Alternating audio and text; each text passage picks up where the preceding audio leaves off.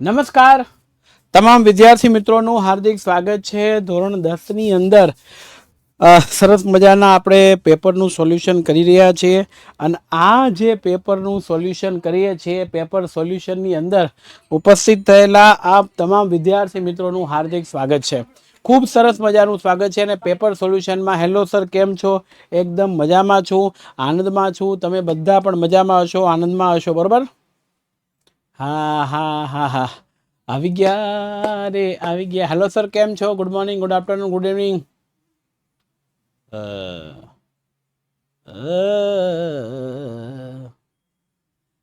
ચાલો 100 થી વધારે વિદ્યાર્થીઓ જોઈન થઈ જાય એટલે આપણે સ્ટાર્ટ કરી દેવું છે.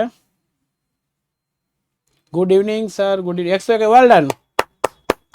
131 વિદ્યાર્થીઓ આપણી સમક્ષ લાઈવ થઈ ગયા છે અને જે લાઈવ થઈ ગયા છે એ આપણને બહુ ગમી રહ્યા છે અને ગમી રહ્યા છે એટલે સૌને નમી રહ્યા છે, બરોબર?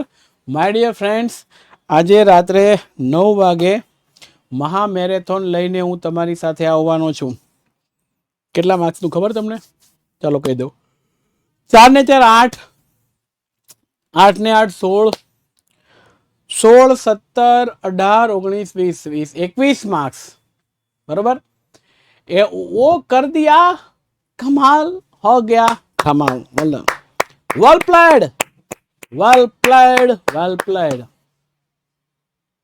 हाँ हाँ 21 मार्क्स પાકા મારે તમને કરાવવાના છે. બધું જ તો તમારે કરવાનું નથી, તમારે માત્ર શું કરવાનું છે, જેટલું તમને કહેવામાં આવે છે એટલું જ કરવાનું છે. ચાલો હવે એટલું કરીએ કે ન કરીએ એના પહેલાં હા હા હા હા આપણે શરૂ કરી દઈશું. ઓકે ચાલો. વિભાગે નીચેના પ્રશ્નના માગ્યા મુજબ જવાબ આપવાનો છે.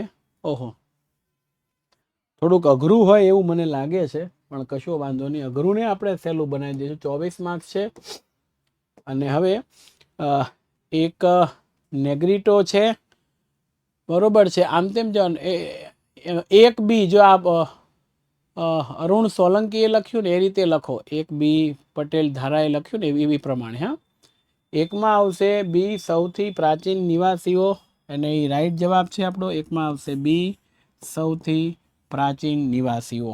ચાલો, બીજું છે જયશંકર સુંદરી સ્ક્રીન વાકી છે.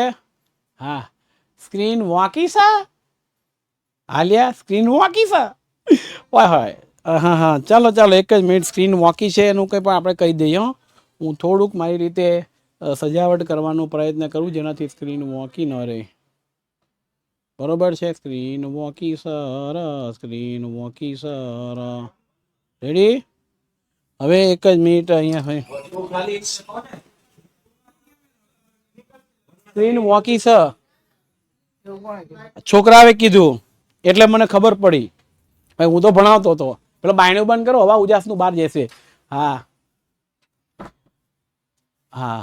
સર પર સદર સમર સંદ રંગ બર મર કર મેર કરે હર હર સુર સદર સમર સંદ રંગ બર કર કર કર કર કેર કરે મરજન બન બન પર મદર બન તન સન સન સન કર કરે સર સન સન સન તર કમર કન તન બન કર તન કર રંગ ભરેલા બર કર મર કર રંગ ભરેલા બર કર મર કર રંગ ભરેલા. હા ચાલો.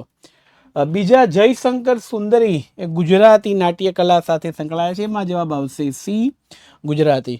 ગુજરાતમાં રાષ્ટ્રીય ઉદ્યાન તમે જુઓ, બી અને સી તો વહી ગયા. ઉનાઈ તુલસીશ્યામ તો રાષ્ટ્રીય ઉદ્યાન છે અને કવિતા ના કંઈ આવે નહીં.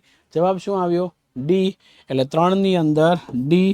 હવે બરોબર સ્ક્રીન આવે છે કે નહીં? કપાય સર લ્યા કપાય સર, સ્ક્રીન કપાય સર, સ્ક્રીન કપાય સર. હા હા ચાલો ઝડપથી પાછું. ગરમ પાણીના જરા એ તમને ખબર જ છે. એ તુલસીશ્યામ ઉનાઈ, બરોબર છે, ત્યાં જઈએ. વાયુ પ્રદૂષણ નિયંત્રણ ધારો. Okay, F 1981. F right answer થઈ ગયું. 1 બી 2 સી 3 ડી 4 એ 5 એફ, બરોબર છે. આ કમ્પ્લીટ થઈ ગયું છે. અને હવે આ વાત આપણને આપી દે. આ ઉપાડીને કહેજો ને, લેક્ચરમાં છે આગળ ફોન કરે કંઈ લાઈવ છે, ઉપાડી જ લો, બરોબર છે? એટલે આ હા હા એટલે આ મુદ્દો અહીંયા આપણને આપ્યો છે. કમ્પ્લીટ થઈ ગયું છે. ચાલો હવે આગળ. નીચેના વિધાન ખરા છે કે ખોટા તે જણાવો. આ ગણતરી ખોટું આવ્યું ક્યાંકથી હો. આ નથી. એલું પ્રારંભિક બૌદ્ધ સાહિત્ય તમિલ ભાષામાં લખાયું છે.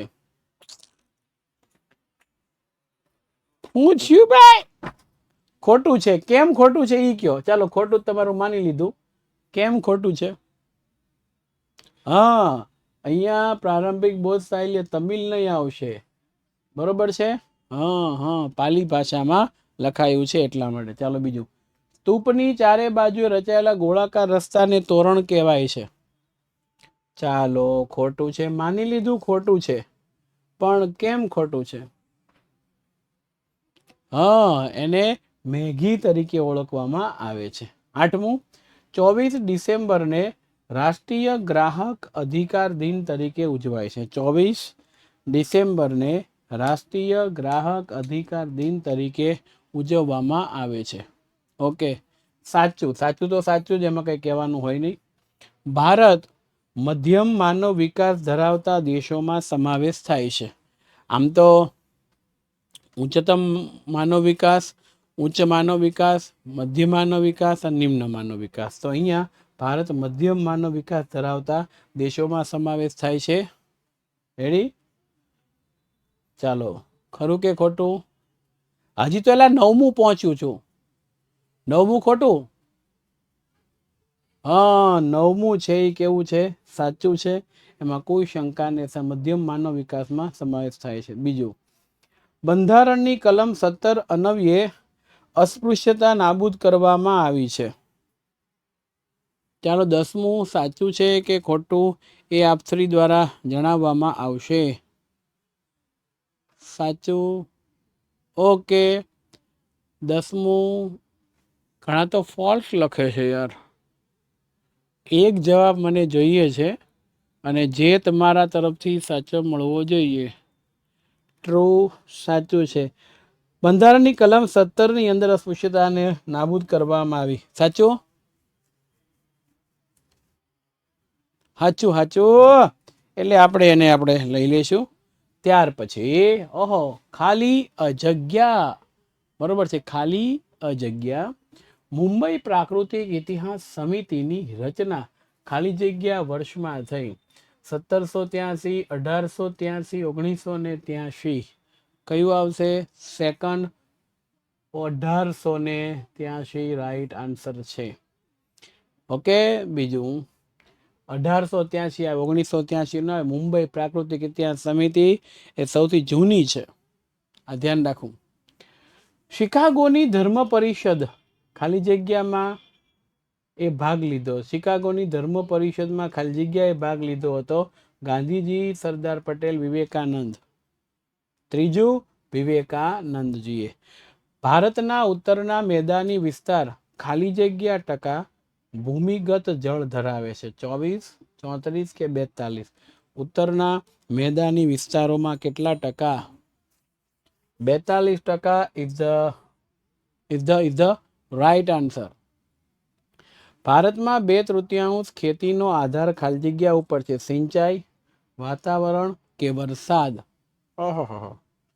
વરસાદ પર આધાર રાખે છે. 15મું ખાલી જગ્યા દુર્ગમ ક્ષેત્રમાં સડકોનું નિર્માણ, તેનો નિભાવ, બરફ હટાવવા જેવા કાર્ય કરે છે. સરહદ માર્ગ સંસ્થાન, દુર્ગમ ક્ષેત્ર સંસ્થાન, સરહદ પરિવહન સંસ્થાન. કઈ છે? ઓકે 15માની અંદર શું આવશે? સરહદ માર્ગ સંસ્થાન. ઓકે પહેલું સરહદ માર્ગ સંસ્થાન ઇઝ ધ રાઈટ આન્સર. પહેલું રાઈટ આન્સર છે. વેલ પ્લેડ છે. સરસ રીતે આપ બધા રમી રહ્યા છો, મારી સાથે ખેલી રહ્યા છો અને જીત ચુકે હે આપ 15 પોઈન્ટ્સ. વેલ પ્લેડ. ચાલો આગળ થોડા જઈશું. નીચેના પ્રશ્નો 16. શ્રી મહાવીર જૈન આરાધના કેન્દ્ર ક્યાં આવેલું છે? પાટણ, વડોદરા, સુરત ગોંધીલ. હવે વડોદરા તો નીકળી ગયું, સુરતે નીકળી ગયું, એટલે જવાબ શું આવશે? શ્રી મહાવીર જૈન આરાધના કેન્દ્ર. ઓહો, ડી ને સી તો આવતું જ નથી. તમે શું કામ સી ઉપર મદાર કર? સી બિલકુલ આવતું નથી, તેમ છતાંય તમે ત્યાં પાછી મહોર મારવા જાવ. આવે છે એના ઉપર જુઓ ને, श्री महावीर जैन आराधना केंद्र. 16 डी डी को लॉक किया जाए. श्री महावीर आराधना केंद्र कंप्यूटर महाशय गांधीनगर को लॉक किया जाए. और ये आपका आंसर हम लोग करते हैं कंप्यूटर महाशय. और ये राइट आंसर. जो महावीर जैन आराधना केंद्र है, समझो महावीर जैन आराधना केंद्र तमने एवं आप्યું हेमचंद्राचार्य ग्रंथालय तो पाटण में है. बरोबर. 16 सॉरी 16 બે વાર આવી ગયા છે. અહીંયા 17મું છે છોકરા. અહીંયા મિસ્ટેક છે, મારી જ ભૂલ લાગે છે ટાઈપમાં. હા, એટલે અહીંયા 18 આવશે ને, 18. ચાલો, નીચેનું કયું વિધાન સાચું નથી? 17માનો સવાલ. ભારત વસુદેવ કુટુંબકમની ભાવના વિશ્વમાં સાકાર કરી છે. મને કહેતા ગર્વ થાય છે કે હું જે ધર્મનો પ્રતિનિધિ છું તે ધર્મને સહિષ્ણુતા વિશ્વબંધુતા શીખવે છે. ડચ અને અંગ્રેજો પણ સહિષ્ણુતા અને વિશ્વબંધુતામાં માનતી પ્રજા છે. પ્રાચીન ભારતના જ્યોતિધરોએ ભારતની આર્થિક એકતા ઉપર ભાર મૂક્યો છે. ડી જવાબ આવશે 17માની અંદર. ડી આપણે લોક કરીએ છીએ, પણ ડી શા માટે ખબર તમને? ખોટું શા માટે છે? અહીંયા આર્થિક એકતા ઉપર ભાર નથી મૂક્યો, એટલે આ મુદ્દો છે ને આ ખોટો છે. બરાબર. ભારતનું કયું નગર સિલિકોન વેલી તરીકે ઓળખાય છે? હાય, સિલિકોન વેલી. દિલ્હી? નો દિલ્હી. બેંગ્લોર, જયપુર, નાગપુર. નાગપુર તો ક્યાંય આવતું નથી, જયપુરનો ઉલ્લેખ નથી. દિલ્હી વધ્યું. દિલ્હી તો આમ છે, વિશ્વ મહાનગર છે. કાપડનું 18માની અંદર શું આવશે? બી બેંગલુરુ. બરાબર છે, એટલે આ આવશે બી બેંગલુરુ. સરસ. ચાલો, આમાં એક સવાલ વધી ગયો એવું તમને લાગ્યું? 16, 2, 26, 21, 22, 23, 24. બરોબર છે, એવું છે ને? આ 16 નંબરના સવાલો 2 વાર ટાઈપ થયા છે મારથી. કશો વાંધો નહીં, એક સવાલ વધારે. આને આપણે 18મો જ રાખશું. ઓકે. એવરેસ્ટ આરોહણ સમયે સામાન ઉચકવાનું કાર્ય કોણ કરે છે? ઓકે, સહી જવાબ ભોટિયાજી. રાઈટ આન્સર છે. પછી માનવ હકોનું ઘોષણાપત્ર કોણે ઘોષિત કર્યું છે? સંયુક્ત રાષ્ટ્રે, ગ્રેટ બ્રિટન, યુનેસ્કો. એ વિશ્વ બેંક તો આવશે નહીં. ગ્રેટ બ્રિટન, સંયુક્ત રાષ્ટ્ર ને યુનેસ્કો વધ્યું. ઓહો, નહીં. જવાબ આવશે બી. બરોબર છે, જવાબ આવશે બી. માનવોનું ઘોષણાપત્રકની વાત આપણને આપવામાં આવી છે. 19માની અંદર બી આવશે. માનવને જન્મ થતાની સાથે જે અધિકારો પ્રાપ્ત થાય છે એ માનવ હકનું ઘોષણાપત્રક છે, અને જે ઘોષણાપત્રક આપણને આપવામાં આવ્યું છે. એટલે શું આવશે એની અંદર? બી, સંયુક્ત રાષ્ટ્ર દ્વારા આપ્યું છે. નીચેનામાંથી કઈ માહિતી આપવાનો ઇનકાર કરી શકાય?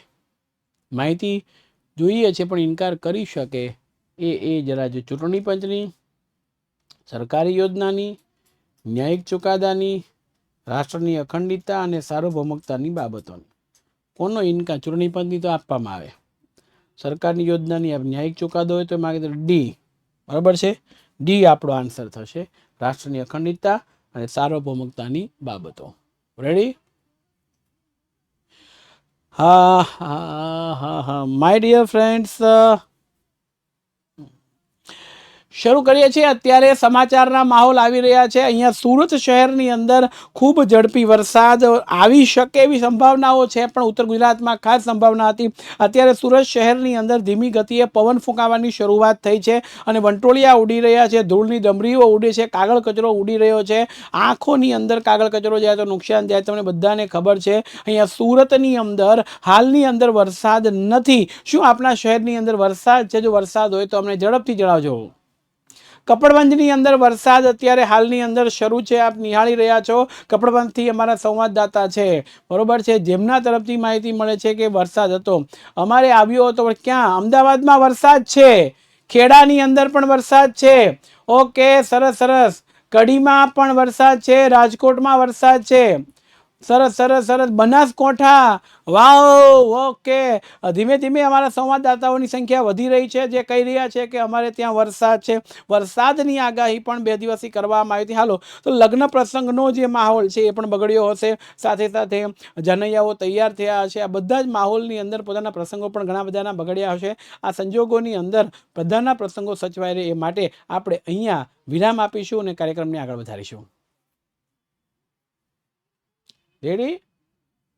ચાલો, થઈ ગયું. ઓહો, એક વેપારી કરાચીથી ડુંગળી કોલકાતા મંગાવે. કરાચી ક્યાં આવ્યું પહેલા તો એ આપણે નક્કી કરવી પડશે, અને કોલકાતા ક્યાં આવ્યું તે પહેલા આપણે નક્કી કરવું પડશે. રેડી? ના, સુરતમાં હજી મેં હમણાં લેક્ચર સ્ટાર્ટ કર્યો ત્યાં સુધી વરસાદ નહોતો, કારણ કે પૂણા ગામથી ઠેઠ સિંહ સર્કલે આવ્યો ત્યાં સુધી વરસાદ. તો આપણે નક્કી કરશું કરાચી ક્યાં આવે છે. હા, પાકિસ્તાનમાં. અને કોલકાતા ક્યાં છે? યસ, ભારતમાં. ચાલો, બંને દેશો અલગ થઈ ગયા. હવે વાંચો, આ કયા પ્રકારની વ્યાપાર પ્રણાલી કહી શકાય? કયા પ્રકારની વ્યાપાર પ્રણાલી કહી શકાય? હા, આંતરરાષ્ટ્રીય અથવા તો વિદેશ વેપાર. આંતરરાષ્ટ્રીય અથવા વિદેશ વેપાર ગણાવી શકાય. વાસ્તુશાસ્ત્રના પ્રણેતાના નામ આપો. હાલો, ભૃગુ છે, વશિષ્ઠ છે, બ્રહ્માજી છે, નારદજી છે, આ બધા છે, પણ મને એક એકના નામ આપો. આર્યભટ્ટનો આવેલા વાસ્તુશાસ્ત્રના પ્રણેતાની વાત આપણને આપી છે. હા હા, એટલે સૌથી પહેલું તો એ થાય વાસ્તુશાસ્ત્ર કોની સાથે સંકળાયેલું છે ને એ આપણને ખબર ન હોય ને, એટલે પ્રણેતા આપણે શોધી જ ન શકીએ. બરોબર છે? તો વાસ્તુશાસ્ત્રની શરૂઆત થઈ એટલે વાસ્તુશાસ્ત્રના પ્રણેતાઓ સૌથી પહેલા વિશ્વકર્મા, એને આપણે લખી લઈશું વાસ્તુશાસ્ત્રના પ્રણેતા વિશ્વકર્મા. બીજો આપણો જવાબ છે ભૃગુ. ચાલો, મહર્ષિ નારદ. ચાલો, પછી વશિષ્ઠ, પછી બ્રહ્માજી. બરોબર, ધ્યાન રાખજો. અહીંયા બ્રહ્માજી, નારદજી, બૃહસ્પતિજી, ભૃગુજી, બૃહસ્પતિ. યસ, બૃહસ્પતિ. બૃહસ્પતિનો સ્પેલિંગ આમ તેમ હોય તો જોજો. આઈ એમ ન્યૂ સ્ટુડન્ટ. આવો, એ તમે મારા દેવના દીધેલ છો, તમે મારા માની લીધેલ છો, આવ્યા ત્યારે અમર થઈને રહ્યો, મારા લાડકવાયા રહ્યો. મને ખાલી એટલું જણાવો કે અત્યારે કેટલા વિદ્યાર્થી લાઈવ છે? ઓકે, 200 વાલા. ઓકે, સરસ. ચાલો, જો 9 વાગે આપણો મહામેરેથોન છે. મહામેરેથોનનું પોસ્ટર તમારા યુટ્યુબની અંદર હોય છે. લેક્ચર મારો શરૂ થાય 200 જણા અત્યારે લાઈવ છે, 200 લાઈક તો એ થઈ ગઈ હોય. એક મેં કર્યું, 201 તો થઈ જ ગઈ છે, હોવી જ જોઈએ. બરોબર છે? 250 લાઈકે આપણે વિડીયો સ્ટાર્ટ કરીશું, અને 1000 લાઈક આજે લાઈવમાં કરવાનું છે. એટલે તમારું પહેલું કામ તો એ છે, તમારા જેટલા પણ મિત્રો હોય બધાને જોડો. કારણ યુટ્યુબની તો આપણે ફી લેતા નથી. મને આવક કમાણી ક્યાંથી થાય? લાઈકમાંથી થાય. તો વધુમાં વધુ વિદ્યાર્થીઓ જોડાય એ પ્રયત્ન તમારે કરવાનો છે.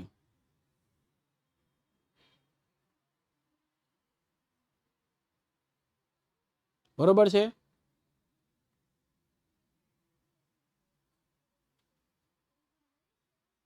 ઓકે, ઘરના જેટલા મોબાઈલો એમાં જઈને લાઈક કરી દેવાની, અને એ લિંક છે ને એને સ્ટેટસમાં મૂકવાની અને સગા સંબંધીના બધા ગ્રુપમાં મૂકવાની, જેનાથી શું થાય કે કોઈ 9મું 10મું ભણતું હોય જુએ, સાથે સાથે બીજા વિદ્યાર્થીઓ છે જુએ અને લાભ મળે. સ્કૂલનું ગ્રુપ હોય, ટ્યુશનનું ગ્રુપ હોય, વિદ્યાર્થીઓને કહેવાનું અને બને એટલે વિડીયોને લાઈક કરવાનો. 250 લાઈક થઈ એટલે મહા મેરેથોન ચાલુ. બરાબર છે. પ્રકરણ 3, 5મું 10મું આખા નથી કરવાના, એમાં કીધું એટલું જ કરવાનું છે. બરાબર, એટલે આ ધ્યાન રાખવાનું છે. રેડી?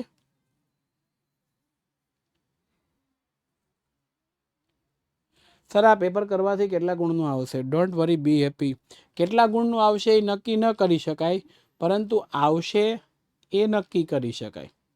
હવે આવ્યા પછી એમાંથી કેટલા ગુણ મળશે એ નક્કી ન કરી શકાય, કારણ કે તમારે કેટલા ગુણનું તમે લખ્યું છે એ તમારે કમ્પ્લીટ કરવું પડે. બરાબર? એટલે મુદ્દો ખાસ જરા ધ્યાન રાખવાનો છે. ચાલો, તો આ બધા લખ્યું, વગેરે વગેરેના નામ આપણે લખશું.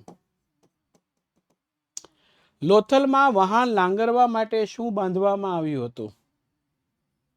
હા, જે આપણે ધક્કો, એને અંગ્રેજીમાં ડોકયાર્ડ કહેવાય છે. બરોબર છે? આપણે તો ધક્કો જ લખવાનો, ડોકયાર્ડ નહીં લખવાનો. નીચે દર્શાવેલ માઇલસ્ટોન કયો સડક માર્ગ દર્શાવે છે? જો, દિલ્હી 500 કિલોમીટર છે, NH 24 એટલે નેશનલ હાઈવે, રાષ્ટ્રીય ધોરીમાર્ગ. નેશનલ હાઈવે એટલે રાષ્ટ્રીય ધોરીમાર્ગ. રાષ્ટ્રીય ધોરીમાર્ગનો માઇલસ્ટોન છે આ, રાષ્ટ્રીય ધોરીમાર્ગનો. રેડી? એ લેમડે રમે લેમચમાં વાગ્યા રે ઢોલીના ઢોલ, ઢોલીના ઢોલ વાગ્યા, ઢોલી મારો મને બાપ ભાગ્યા રે ઢોલીના ઢોલ, લેમડે રમે લેમચમાં વાગ્યા રે ઢોલીના ઢોલ. શું આવશે મારા પ્રિય વિદ્યાર્થી મિત્રો? શું આવશે?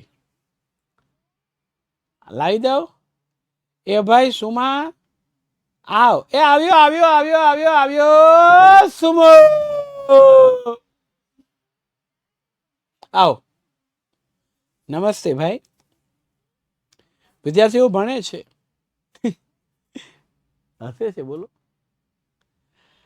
તો તમે નિરાતે બેસો, તમારી કુસ્તી જોવા કોઈ નહીં આવે. હા, ઓકે, આવજો. નહીં જાઓ? અરે યાર જાઓ ને. હા, ચાલો. નેગ્રીટો એનું બીજું નામ છે હબસી પ્રજા. નેગ્રીટો એટલે કઈ પ્રજા છે? હબસી પ્રજા. તો એમના વિશેની માહિતી. મારે સતત ને સતત એક પ્રશ્ન આવે, સર 2 માર્ક્સમાં કેટલું લખવાનું, 2 માર્ક્સમાં કેટલું લખવાનું, 3માં કેટલું, 4માં કેટલું? એટલે હું એટલો જવાબ આપું છું કે આવતું હોય એટલું અને માંગ્યું હોય એટલું. બરાબર? આપણા મગજમાં કોઈ એક કેસેટ ફિટ કરી છે, 2 માર્ક્સના સવાલ એટલે 4 મુદ્દા લખવાના. તો એ કેસેટ કાઢી નાખો. અહીંયા તમે જુઓ 4 મુદ્દા લખવા જાઓ તો અહીંયા તમારે પૂરું થઈ જાય. તો અડધું તો લખવાનો મુદ્દો બાકી, તો તમને પૂરા માર્ક્સ મળે ખરા? હા કે નામાં જવાબ આપો.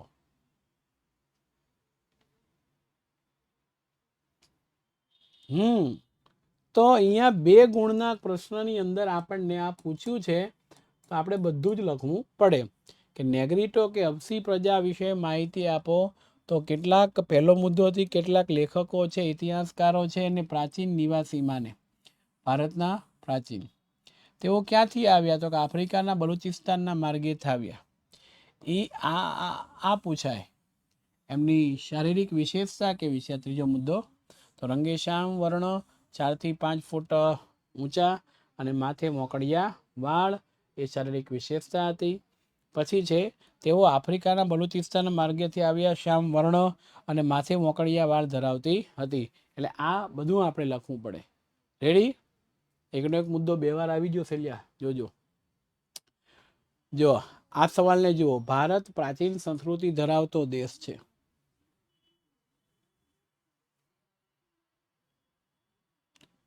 અલ્પાઇન ડિનારિક ને હાર્મોનાઇડ પ્રજાતિનું અત્યાર સુધી આવ્યું નથી, પણ એને અવગણવાને જરાક જોઈ લેવાનું.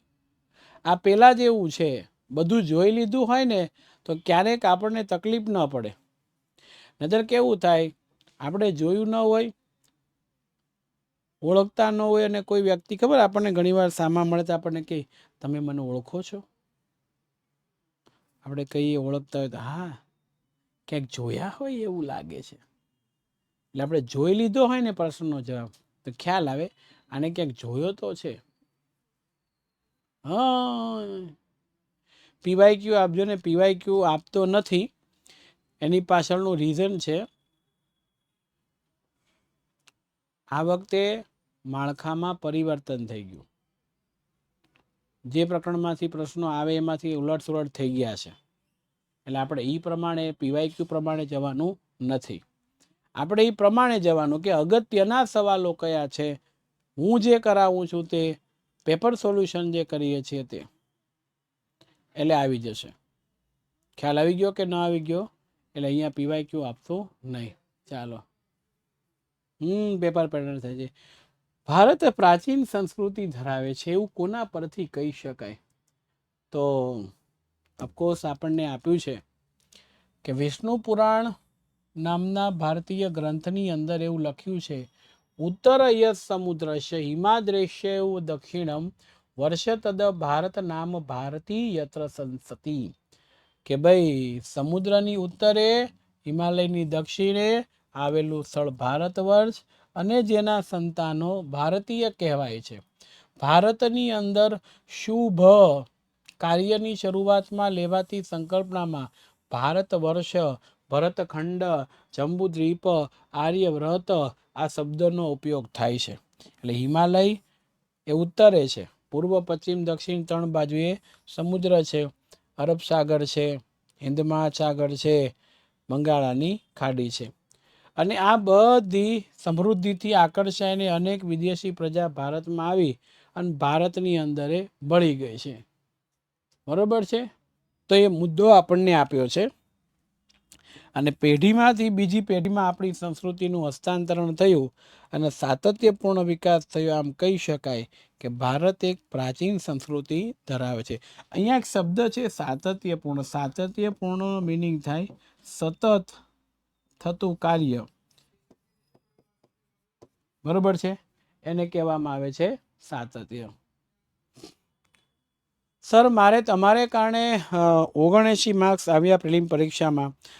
વિદ્યાર્થી મિત્રો, હું એક ચોખવટ પાડું છું. મારા 15-16 વર્ષના અનુભવને આધારે હું તમને કહું છું કે આટલું આટલું તૈયાર કરો, આટલું આટલું કામ કરો. બોર્ડની કામગીરીમાં અમે સંકળાયેલા હોઈએ એટલે મારો એક્સપિરિયન્સ છે એના આધારે કહું છું. તો તમે કરો છો એટલે તમારે માર્ક્સ આવે છે. હું કહું છું એટલે માર્ક્સ આવતા નથી. તમે કરો છો એટલે તમારે માર્ક્સ આવે છે, હું કહું છું એટલે નહીં. બરોબર છે? હા, વેલ ડન. જોઈએ એટલે તમે સરસ મજાનો યુટ્યુબમાં સપોર્ટ અમને કરજો. આજે 250 લાઈક તો થઈ જ જવી જોઈએ આ લેક્ચર પતાવું એટલે. પ્રેક્ટિસ પોસિબલ કરવી પડે. સર અમને ડર છે 70. એલા ભાઈ હું તમને બહુ એક સરસ વાત કરું 2 મિનિટની, મને બહુ બે છે. 70+ માર્ક આવે અને રીચેકિંગ થાય, વાત સાચી છે. પણ બોર્ડની અંદર પુરવણી તપાસે પેલું રીચેકિંગ કરીએ તો કે એના ફરીથી બીજી વખત તપાસવાના પૈસા અલગથી નથી મળતા. એટલે બહુ તમારે જાજુ કપાઈ જાય ને અંતે ને એવું બહુ ચિંતા કરવી નહીં. બરોબર છે? હું બહુ વિશેષ એના ઉપર વાત નહીં કરી શકું, પણ આટલી તો ખબર પડે.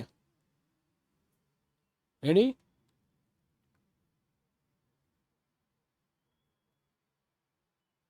ખ્યાલ આવી ગયો ને? બસ. એટલે આ આપણી સંસ્કૃતિ ધરાવે છે. ઓહો, પાટણના પટોળા વિશે માહિતી આપવાની છે. સરસ સરસ.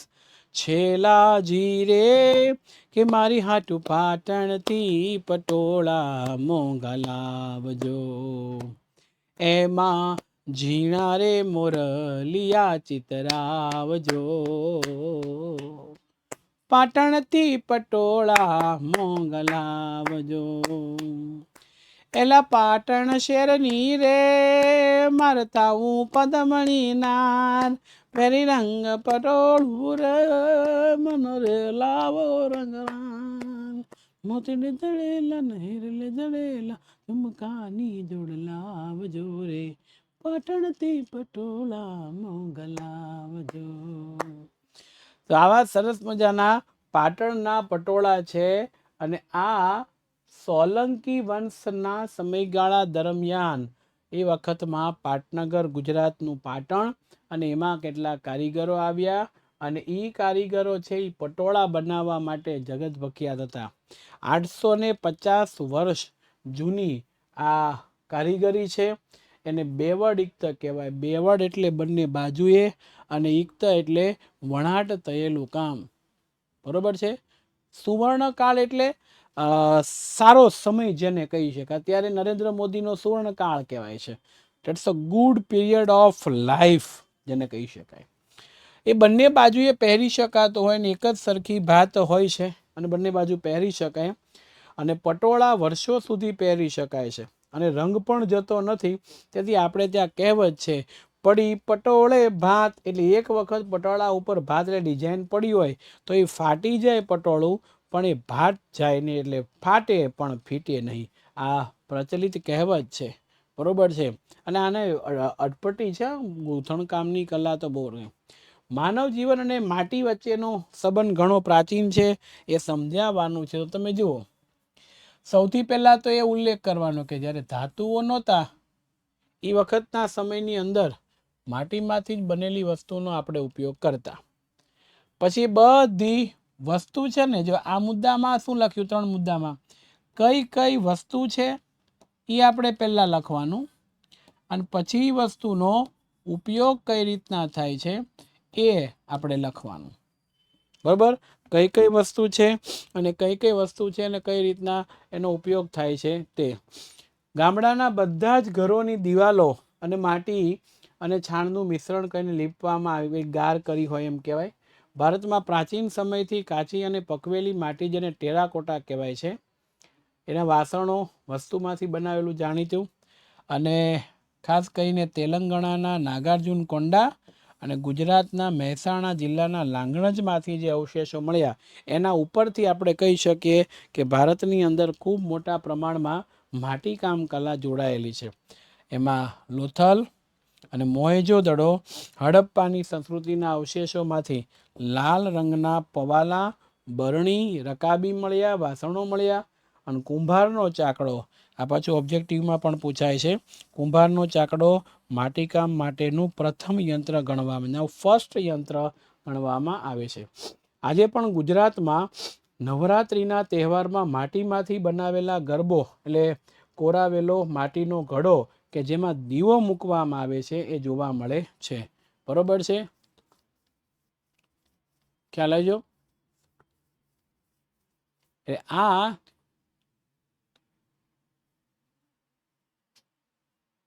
સર વિદ્યાકુલ ટીમને મળવા આવ્યા સુરત.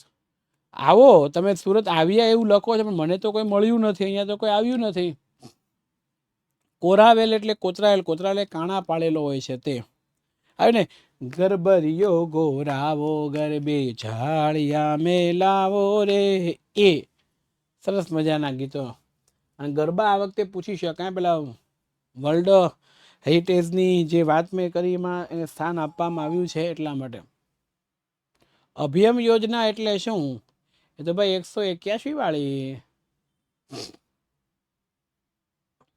હા, મને લગભગ 10-15% સોંગ આવડે 100%માંથી. બધાનો કે હા, દોહાની ફરમાય છે પણ નહીં લેવામાં આવે. ચાલો, કોણાર્કનું સૂર્ય મંદિર. સૂર્ય મંદિર 2 છે, એક તો કોણાર્કનું અને બીજું મોઢેરાનું. બંને છે ખૂબ અગત્યના. રેડી? બંને ખૂબ અગત્યના, બંને ખૂબ મહત્વના, અને બંને પરીક્ષામાં પૂછાય તેવા છે. રાઈટ? ચાલો. હા, કોણાર્કનું સૂર્ય મંદિર ઓડિશા રાજ્યના જગન્નાથપુરી જિલ્લામાં, જગન્નાથની યાત્રા નીકળે ત્યાં બંગાળાના અખાતમાં દરિયા કિનારે આવેલું છે. અને 13મી સદીમાં ગંગ વંશના રાજા નામે નરસિંહવર્મન પ્રથમ, એમના સમયમાં મંદિરનું નિર્માણ થયું. એ આખું કાળા કલરના પથ્થરમાંથી બન્યું એટલે કાળા પેગોડા કહેવાય. એને 7 અશ્વ એટલે ઘોડાથી ખેંચતા રથનું સ્વરૂપ આપ્યું છે. અને એની અંદર 12 મોટા પેંડા છે. પેંડા નહીં, સોરી, પેંડા તો ખાવાના. પૈડા છે, ચક્ર છે, એ વર્ષના 12 મહિનાના પ્રતીક છે. અને દરેક પેંડામાં 8 આરા છે, જે 8 પ્રહર દર્શાવે છે. રૂપાંકન, ગોઠવણી, એની વિષય વિવિધતાની દ્રષ્ટિએ કોણાર્કનું જે આખું સૂર્ય મંદિર છે એ સૂર્ય મંદિર દિવ્ય છે, તેજસ્વી છે, સાંસારિક છે. અને એ વખતે 13મી સદીની ઓડિશાની સંસ્કૃતિ અને સભ્યતાના દર્શન એમાં થાય છે. કોણાર્કનું સૂર્ય મંદિર પ્રવાસીઓ માટે ખૂબ આકર્ષણનું કેન્દ્ર ગણાય છે. હા, દરેકમાં મુદ્દા પાડીને લવા, દરેકમાં મુદ્દા પાડીને લવા. 20મું ચેપ્ટર થોડું અઘરું લાગે છે. માય ડિયર ફ્રેન્ડ, જે ચેપ્ટર અઘરું લાગે છે ચેપ્ટરને મૂકી દો ને. હું જે સવાલો આપું છું, આપણે 5 તો પેપર સોલ્વ કરી, આ 5મું પેપર સોલ્વ કરી છે, સવાલો આપું છું, આ બધું છે ને એ તમારે કમ્પ્લીટ કરવાનું છે. રેડી? હા, એટલે આ છે. ચાલો, થઈ ગયું. આગળ. પ્રાચીન સમયથી ભારત તીર્થભૂમિ રહ્યું છે, સમજાવો. હોય જ ને. કેમ ખબર? ભારતમાં એક તો 4 ધામની યાત્રા અને 12 ભગવાન શિવના જ્યોતિર્લિંગની યાત્રા છે. બદ્રીનાથ, ઉત્તરાખંડ, પેલું વનારત થઈ હતી તે. રામેશ્વરમ તમિલનાડુની અંદર રામે લંકામાં જવા માટે જે નિર્માણ કર્યું છે ભગવાન શંકરનું તે. દ્વારિકા નરેન્દ્ર મોદી હમણાં પેલું શું કહેવાય, પાણીવાળો ભાગ સમુદ્રની અંદર ડૂબી ગયો છે તે. બરોબર છે. પહર એટલે સમય. બરોબર છે. 3-3 કલાકના પ્રહર હોય છે. 4 પ્રહર એટલે 12, દિવસના 12 ને 12 કલાક રાતના 24 થઈ ગયા. 8 પ્રહર દર્શાવે છે. એ હોનાની નગરી વાળો મારો દેવ દ્વારિકા વાળો, હે દ્વારિકાનો રાજા જ્યાં ઉતર્યો ન્યા ડંકો જો, દ્વારિકાનો રાજા જ્યાં ઉતર્યો ન્યા ડંકો જો, જોવાને જુગતીએ જાઉં મારે દ્વારિકા, જોવાને જુગતીએ જાઉં મારે દ્વારિકા. હા, જગન્નાથપુરી પવિત્ર તીર્થધામમાં સમાવેશ થાય. 51 શક્તિપીઠ એટલે માતાજીના આરાધ્ય સ્થાનો. જમ્મુ કાશ્મીરમાં અમરનાથની યાત્રા કરીએ, બરોબર છે. વૈષ્ણવ દેવીની યાત્રા મહત્વની છે. ओ जय जय शिव शंकर कांटा लागे ना कंकर, ये प्याला तेरे नाम का पिया हो, मर जाऊंगी मैं डर जाऊंगी जो तूने मुझे थाम न लिया, सौरभ दी. હા, સરસ મજાના આવા સોંગ છે.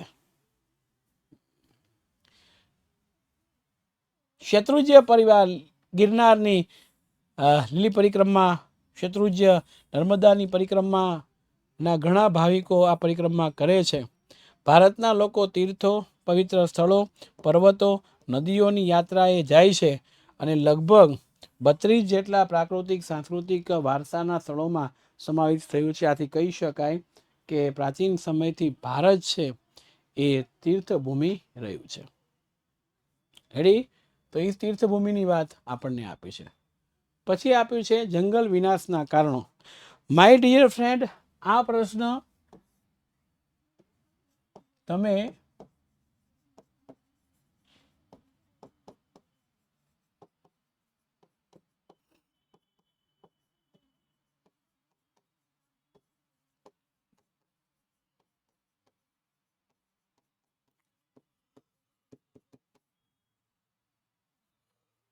ઉતરું મગજમાં ઉતરું. આ પ્રશ્નનો જવાબ તમારે તમારી જાતે બનાવીને લખવો પડશે.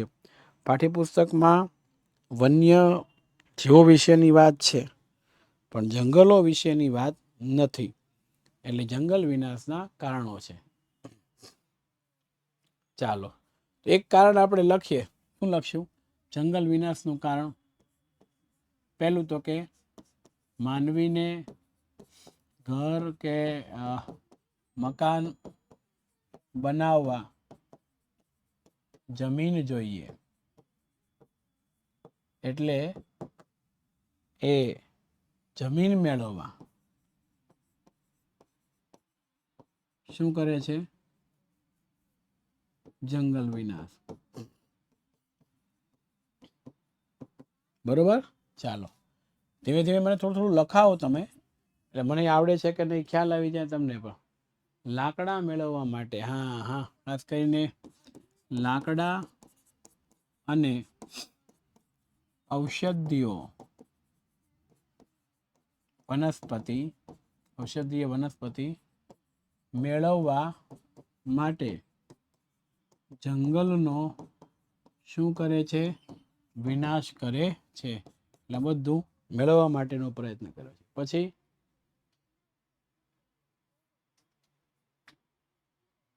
જંગલ વિનાશ કેમ થયું? દાવાનળને કારણે. હા હા હા, દાવાનળ ના કારણે જંગલ વિનાશ થાય છે.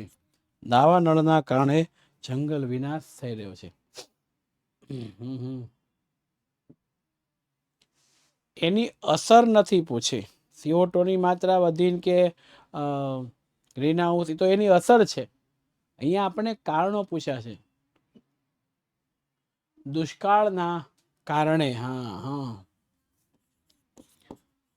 દુષ્કાળ જેવા પ્રકોપના કારણે. ચાલો, જંગલ વિનાશની વાત છે. શહેરીકરણ થયું હોવાથી વધતા જતા શહેરીકરણ અને મોટા રસ્તા બનાવવા માટે જંગલોનો શું થાય છે? વિનાશ થાય છે. મોટા રસ્તા ને બધું બનાવવા માટે જંગલોનો વિનાશ થાય છે. હા, ઔદ્યોગિકીકરણ થયું છે. ઔદ્યોગિકીકરણ થતા નવા ઉદ્યોગની સ્થાપના થાય છે. એટલે જંગલોનું શું થાય છે? વિનાશ કરવામાં આવે છે. આ બહુ મહત્વનું છે. ઔષધિઓ આવી ગઈ, રસ્તા બનાવવા માટે આવી ગયું, લાકડા કાપવા માટેનું આવી ગયું છે. હા હા, લાકડા કાપવાનું આવી ગયું છે, રસ્તા બનાવવાનું આવી ગયું છે, ફેક્ટરી તો આવી ગયું, ધંધા બિંધા. ઝૂમ ખેતીને કારણે, હા હા, જ્યાં લાયા બાપુ નવું લાયા. ઝૂમ ખેતીને કારણે એમાં વધારો થાય છે. એટલે એ આપણે જરા કે કારણે જંગલનો વિનાશ કરવામાં આવે છે. ચાલો, પછી વસ્તી વધારો થઈ ગયો, ગેરકાયદેસર કાર્ય, સુનામી, મિલોને કારણે વરસાદ ઓછો થાય, માણસની બેદરકારી. ઓકે, નહીં. ગેરકાયદેસર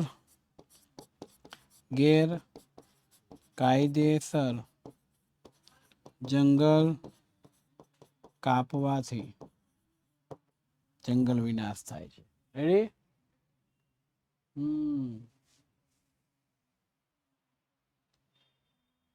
બીડી પીને લીધે આગ લાગે તો આમાં આવી ગયું, કઈ નહીં. ચાલો, થઈ ગયું, આટલું છે. બરોબર. હવે આપણી પાસે 4 મુદ્દાની વાત, તો વિચાર કરો, અસંખ્ય મુદ્દા આપણે બેઠા બેઠા બનાવ્યા, તો હવે 4 મુદ્દા લખો તો માર્ક્સ પૂરા મળે નહીં. એટલે આ વસ્તુ તમારે ક્લિયર રાખવાનું છે. પારિભાષિક શબ્દ આપો ખનિજ. એમાં 2 માર્ક્સનો ટોટલ છે, પણ 1 + 1 બરાબર કેટલા ગુણ થાય? 2. આનો 1, આનો 1, એટલે કેટલા ગુણ થાય? 2 ગુણ થાય છે. રેડી? ખનિજ. પૃથ્વીના ખડકોમાં અનંતકાળથી ચાલતી ભૂવૈજ્ઞાનિક અને નિરિન્દ્રિય એટલે અજૈવિક પ્રક્રિયાને કારણે ચોક્કસ અણુ બંધારણ અને રાસાયણિક ગુણધર્મ ધરાવતો ઘન પ્રવાહી કે વાયુ સ્વરૂપનો પદાર્થ એટલે ખનિજ. જો અણુ બંધારણ એનું નક્કી જ હોય, આપણે H2O લઈએ તો હાઇડ્રોજનના 2 ને ઓક્સિજનનો 1, એટલે શું બને છે? પાણી. NaCl એટલે શું બને છે? મીઠું. H2SO4 કેવું એસિડ થાય? H2SO4. હા, સલ્ફ્યુરિક ને. હા, સલ્ફ્યુરિક એસિડ.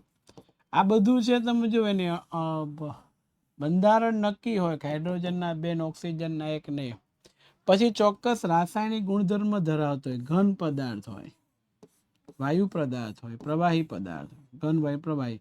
તો ઘન હોય તો એની અણુઓ એકબીજાથી નજીક નજીક જોડાયેલા હોય છે. પ્રવાહી હોય તો એના અણુઓ છે એકબીજાથી થોડા થોડા દૂર જોડાયેલા હોય છે. વાયુ હોય તો એકબીજાથી એકદમ દૂર હોય છે. તો આ પદાર્થ છે એને આપણે શું કહીએ છીએ? હા હા, ખનિજ. બોક્સાઇડ. બોક્સાઇડ ખનિજ સર્વપ્રથમ ફ્રાન્સના લેસ બાક્સ વિસ્તાર પાસેથી મળી હતી અને તેથી તેને બોક્સાઇડ તરીકે ઓળખવામાં આવે છે. બોક્સાઇડ છે એ કોની કાચી ધાતુ છે? તાંબાની કે એલ્યુમિનિયમની? એ જરાક મને કહો. બોક્સાઇડ કોની કાચી ધાતુ, તાંબુ કે એલ્યુમિનિયમ? ઓકે, એલ્યુમિનિયમ છે. Very good.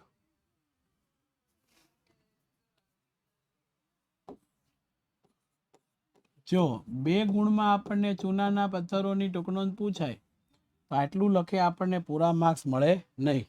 પણ અહીંયા માત્ર એનો શું ઉપયોગ છે? ઉપયોગ. એટલે આપણે ઉપયોગ જ લખ્યો છે. ટૂંકનોંધ પૂછાય તો આખું ચૂનાના પથ્થરોનું બધું લખવું પડે. કમ્પ્લીટ. ચાલો. ચૂનાના પથ્થરનો ઉપયોગ મોટે ભાગે સિમેન્ટ બનાવવા માટે થાય છે.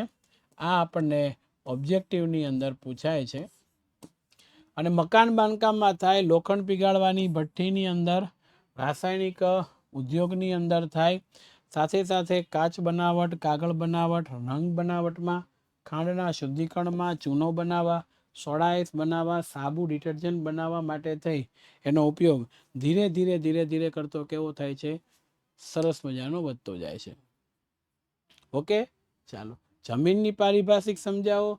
એ પણ આપણે અગાઉના ચેપ્ટરમાં આવી ગયું છે અને પેપર સોલ્યુશનમાં આવી ગયું. ઓકે, ચાલો. ખાલી નામ જ લખવાનું છે. મને ઓળખી નામ લખો. એક સનરાઈઝ ઇન્ડસ્ટ્રીઝ,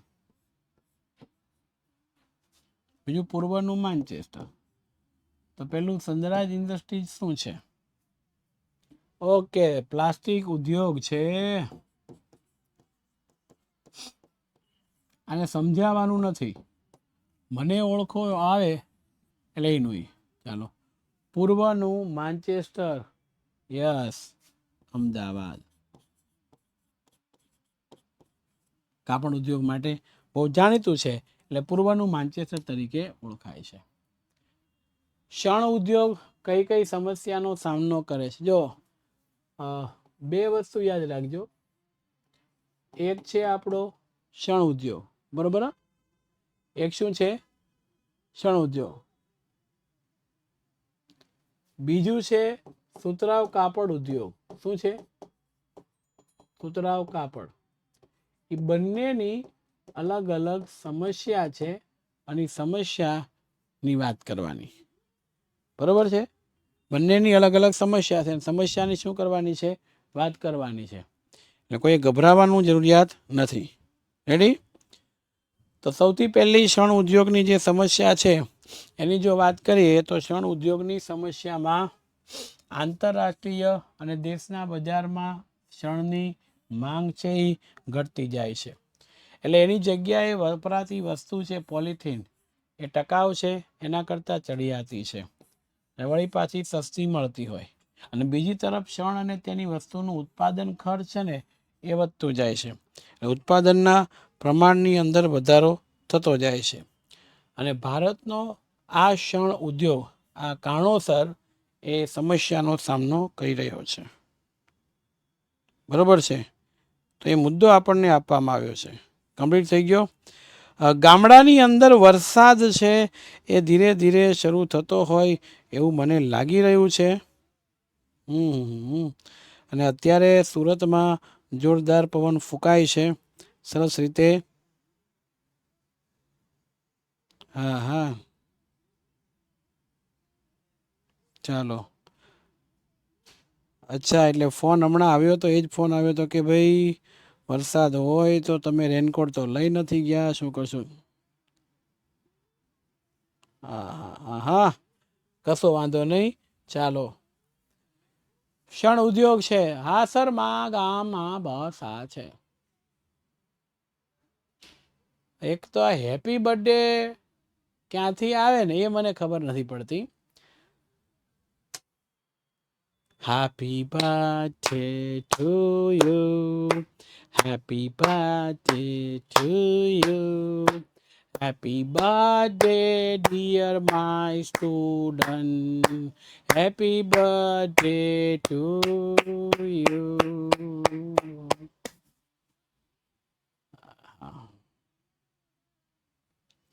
તો happy birthday to you, happy birthday to you થઈ ગયું છે. જેનો પણ જન્મદિવસ છે એ વિદ્યાર્થીએ કરેલી મહેનત પ્રમાણે એમને ટકાવારી આવે, બરોબર છે. વાઘનગરમાં પણ બહુ પવન છે. અને હવે કોઈ વિદ્યાર્થી મિત્રો છે, પ્લીઝ પ્લીઝ પ્લીઝ શું કહેવાય કે ખોટી કોમેન્ટ નહીં કરતા, બરોબર છે. એટલે આ બે ક્ષણ અને સુતરાઉ કાપડની સમસ્યા ખાસ પૂછાય છે. આતંકવાદની અસરો, ભાઈ બે અસરો કરીને જજો. આતંકવાદની સામાજિક અસર એક આપણે જોઈ ગયા એક પેપરમાં, આમાં આર્થિક અસર છે. પહેલું, ઉદ્યોગોનો વિકાસ ન થાય એટલે વેપાર અટકે, રોજગારી માટે અન્ય સ્થળે જવું પડે, રોજીરોટી ન મળે એટલે લોકો ચોરી લૂંટફાટ જેવી પ્રવૃત્તિ કરે, ધનિક ઉદ્યોગપતિઓ અને વેપારીઓ કર્મચારીઓને ભય બતાવી નાણાં પડાવે, આતંકવાદીઓ માદક દ્રવ્યોની હેરાફેરી કરે છે, અસામાજિક પ્રવૃત્તિથી આર્થિક સમસ્યા ઉત્પન્ન થાય છે, આતંકવાદીઓએ જાહેર મિલકતો જેવી રેડિયો સ્ટેશન, રેલવે, પુલ વગેરેને નુકસાન કરે છે, અને સમારકામમાં કરોડો રૂપિયા વપરાય છે. હવે અહીંયા વપરાય જાય તો વિકાસના કાર્યો અટકે છે, પરિવહન ઉદ્યોગ અને પ્રવાસ પર્યટનને નુકસાન થાય છે. કારણ શું કે ભાઈ તમે જુઓ, જમ્મુ કાશ્મીરની અંદર આતંકવાદી પ્રવૃત્તિ કાયમિક માટે થાય એટલે ત્યાં પ્રવાસ પર્યટન પણ અટકી જાય. અમરનાથની યાત્રાએ ગયા હોય એ લોકો પણ શું થાય, પછી અટકી જાય. એટલે આ મુદ્દો આપણને આપવામાં આવ્યો છે, એટલે એ ખાસ આપણે ધ્યાન રાખવાની વાત છે. સાંપ્રદાયિકતા દૂર કરવાના ઉપાયો લખો, ગમે તે 4. બહુ લાંબો સવાલ છે, પણ ગમે તે 4 પ્રશ્ન, સોરી 4 ઉપાયો આપણને આપ્યા છે. બ્રેકેટની અંદર આપણને કાઉન્સની અંદર આપ્યું હોય કે કેટલા ઉપાયો લખવા, તો જેટલા માગ્યા હોય એટલા લખવાના. પણ એ આપ્યું નથી ત્યારે આપણે બધા જ ઉપાયો છે લખવા માટેનું ન્યાય આપવું જોઈએ. ઓકે, આ કયો વિભાગ છે? હાય હાય, હે ભગવાન, આ વિદ્યાર્થીનો જે સવાલ છે એ વિદ્યાર્થી કેમ કરીને પાસ થશે મને એ ખબર નથી પડતી. આ લખ્યું છે તો આપણા મગજમાં 5મું પેપર સોલ્વ થતા હોય તો આ નંબર ઉપરથી આપણને ખબર પડી જાય કે કયો વિભાગ હશે.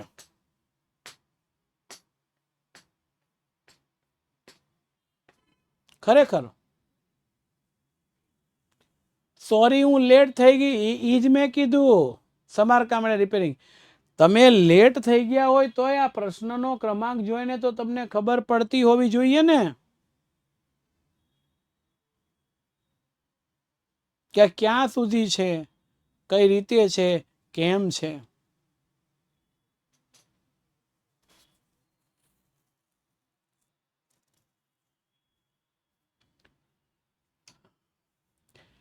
તો સૌથી પહેલા, ધર્મના નામે, સંપ્રદાયના નામે ઝઘડા કરતા વ્યક્તિઓ સામે નાગરિકોને સરકારે સખતાઈથી લડવું જોઈએ અને તેની સામે કોઈ પણ સંજોગોમાં ઝૂકવું નહીં, સમાધાન ન કરવું.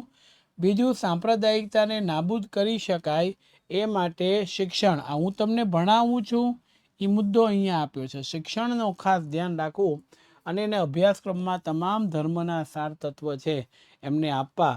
શાળામાં સર્વધર્મ સર્વસંભાવનાની પ્રાર્થના કરે આવે ને, એ માલિક તેરે બંદે હમ, ऐसे हो हमारे करम, नेकी पर चले और बदी से डरे, ताकि हंसते हुए निकले दम. બરોબર છે. સર્વધર્મ સંભાવની વાત. અને ચૂંટણી પંચે સાંપ્રદાયિક વિચારસરણી પર આધારિત રાજકીય પક્ષોને માન્યતા આપવી જોઈએ નહીં. ચૂંટણી માટે ખાસ આચાર સંહિતા બનાવવી જોઈએ અને ચુસ્તપણે અમલ કરવો જોઈએ. રેડિયો, ટેલિવિઝન, ફિલ્મો, દ્રશ્ય શ્રાવ્ય, દ્રશ્ય એટલે જોઈ શકાય અને શ્રાવ્ય એટલે સાંભળી શકાય એવા માધ્યમો છે જે લોકમત ઘડે છે. આ તમે 9મા ધોરણની અંદર પણ લોકમતના માધ્યમમાં ભણી ગયા, બરોબર છે. વિજાણુ માધ્યમ છે. રેડિયો અને ટેલિવિઝનમાં પોતાના કાર્યક્રમો, સિનેમાના પડદા ઉપર ફિલ્મોથી સમાજમાં સર્વધર્મ સંભાવના, સહિષ્ણુતાની ભાવના સાકાર થાય. રેડિયો, ટેલિવિઝન રાષ્ટ્રીય હિત, રાષ્ટ્રવાદને પ્રોત્સાહન આપતા કાર્યક્રમો આપે છે.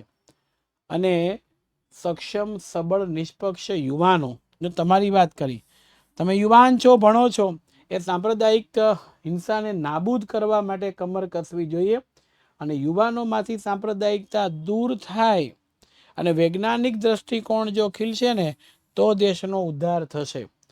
એટલે સાંપ્રદાયિક વડાઓ, નેતાઓ બધાએ આ સાંપ્રદાયિકતાને દૂર કરવા માટે થઈ અને સૌથી પહેલું તો એ કે એણે આવા સાંપ્રદાયિક વલણોની સામે લડવું પડશે, તો આ કામ થશે, નહીતર કામ થશે નહીં.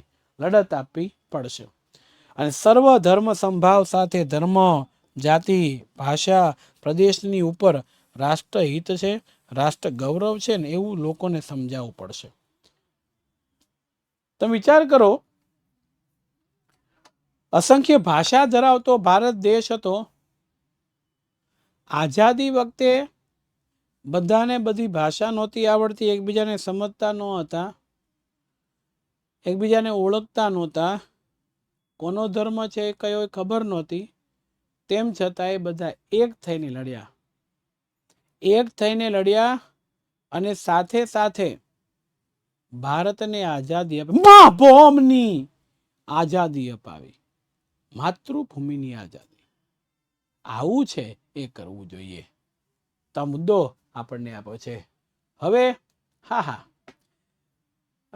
વિભાગ ડી ચમાઈ ગયો, કઈ લોચો લાગ્યો લ્યા, સીધા ટોમ એન્ડ જેરી આવી ગયા. અહીંયા વિભાગ સી આવશે.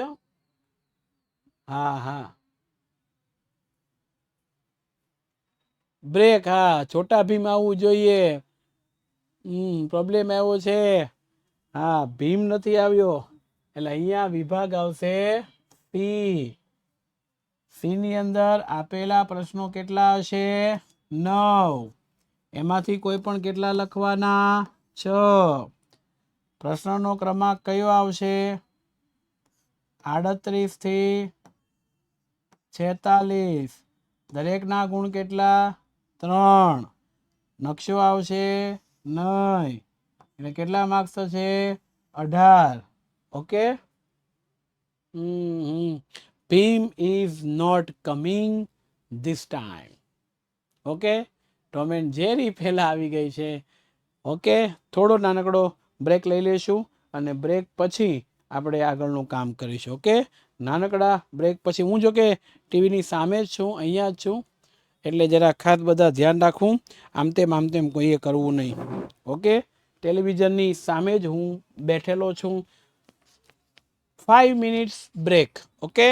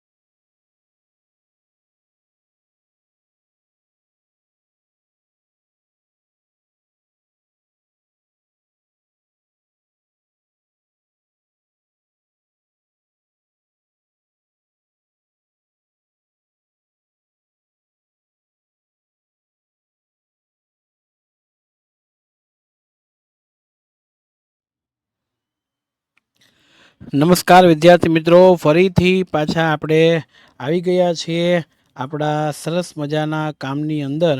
અને આપણું સરસ મજાનું કામ એટલે કયું કામ?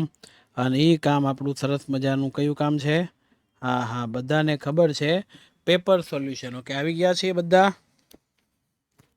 ઓકે, સરસ રીતે બધા આપણે આવી ગયા છીએ. અને હવે લગભગ હું માનું ત્યાં સુધી ઓકે માનું ત્યાં સુધી તમામે તમામ વિદ્યાર્થીઓ હાજર થઈ ગયા હશે. રેડી? કે આવાજ આ રહી હૈ હમરી?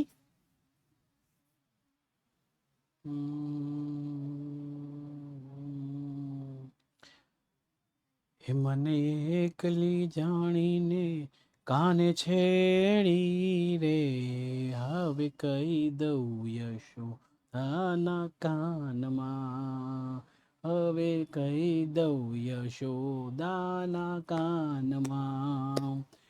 મારો મારગડો, મારો મારગડો હાલીને હાલતો દા, મારો મારગડો. હવે સર તમને બહુ મિસ કરીશું. હું પણ તમને ખૂબ મિસ કરીશ, કારણ કે આજનો આપણો છેલ્લો લાસ્ટ ટાઈમનો લેક્ચર છે. અને ત્યાર પછી યુટ્યુબમાં આપણે વાર તહેવારે મળીશું. પણ મેં કીધું એમ 9 વાગ્યાનો જે સેશન છે એમાં લાઈવમાં 1000 લાઈક થવી જોઈએ. મારે કેવું ન પડે એટલે એ કરજો. અને ઘરમાંથી જેણે ચેનલને સબસ્ક્રાઈબ ન કરી હોય એ સબસ્ક્રાઈબ કરજો. હા, યુટ્યુબ ઉપર મળશું. સિંગર બનીશ. તમારા જેવા વિદ્યાર્થીઓ ભણીએ અને થોડું કમાતા થાય ને પછી આમે અત્યારે કોઈ પ્રસંગ હોય તો બહુ નજીવા સંબંધો જેની સાથે હોય એમને ત્યાં પણ હું જાઉં છું. સારા સંબંધ હોય ત્યાં તો જાઉં, પણ નજીવા સંબંધો એમને ત્યાં પણ હું જાઉં છું, ગાઉં છું, હાસ્ય કરાવું છું, આનંદ કરાવું છું. ડાયરાઓની અંદર હોય છે, બરોબર છે. હા, યુટ્યુબ ઉપર ક્યાંક છે મારા ડાયરાઓ, કેટલાક વિડીયોવાળાએ મૂક્યા હતા. મારી પોતાની જે ચેનલ છે ને એ ચેનલની અંદર પણ મારી દીકરીના મારા વિડીયો હોય છે, બરોબર છે, બરોબર છે. આવજો આવજો, મને મળવા આવજો. અને ભાવેશ કાકડિયા #22 એવી કરીને ચેનલ છે, બરોબર છે. એમાં પણ મારા વિડીયોઝ જ્યારે જ્યારે મન થાય ને મળવાનું ત્યારે એ વિડીયો જોવા. એ મારી દીકરીના મારા પારિવારિક વિડીયો હોય છે, બરોબર છે. અને એ મારી પોતાની ચેનલ છે, એને પણ સબસ્ક્રાઈબ કરજો એટલે આપણે અવારનવાર મળતા રહીએ. અને તમારી કોઈ ચેનલ હોય તો વોટ્સઅપથી મને જાણ કરજો, તો હું એને સબસ્ક્રાઈબ કરીશ, એટલે તેના દ્વારા આપણે મળતા રહીશું, બરોબર. ડિજિટલ દુનિયાની અંદર દ્રશ્ય શ્રાવ્ય માધ્યમ છે અને એનાથી આપણે મળવાનું છે. રેડી?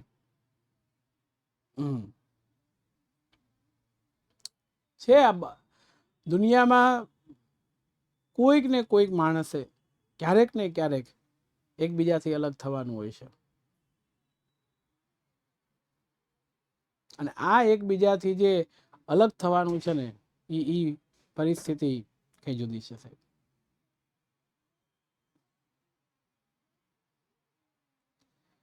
પણ મળીશું આપણે યુટ્યુબની દુનિયામાં. મારી ચેનલમાં હું તમારા માટે કંઈક લાવીશ. તમારી કોઈ ચેનલ હોય તો એમાં તમે મારા માટે કંઈ લાવજો, બરોબર છે.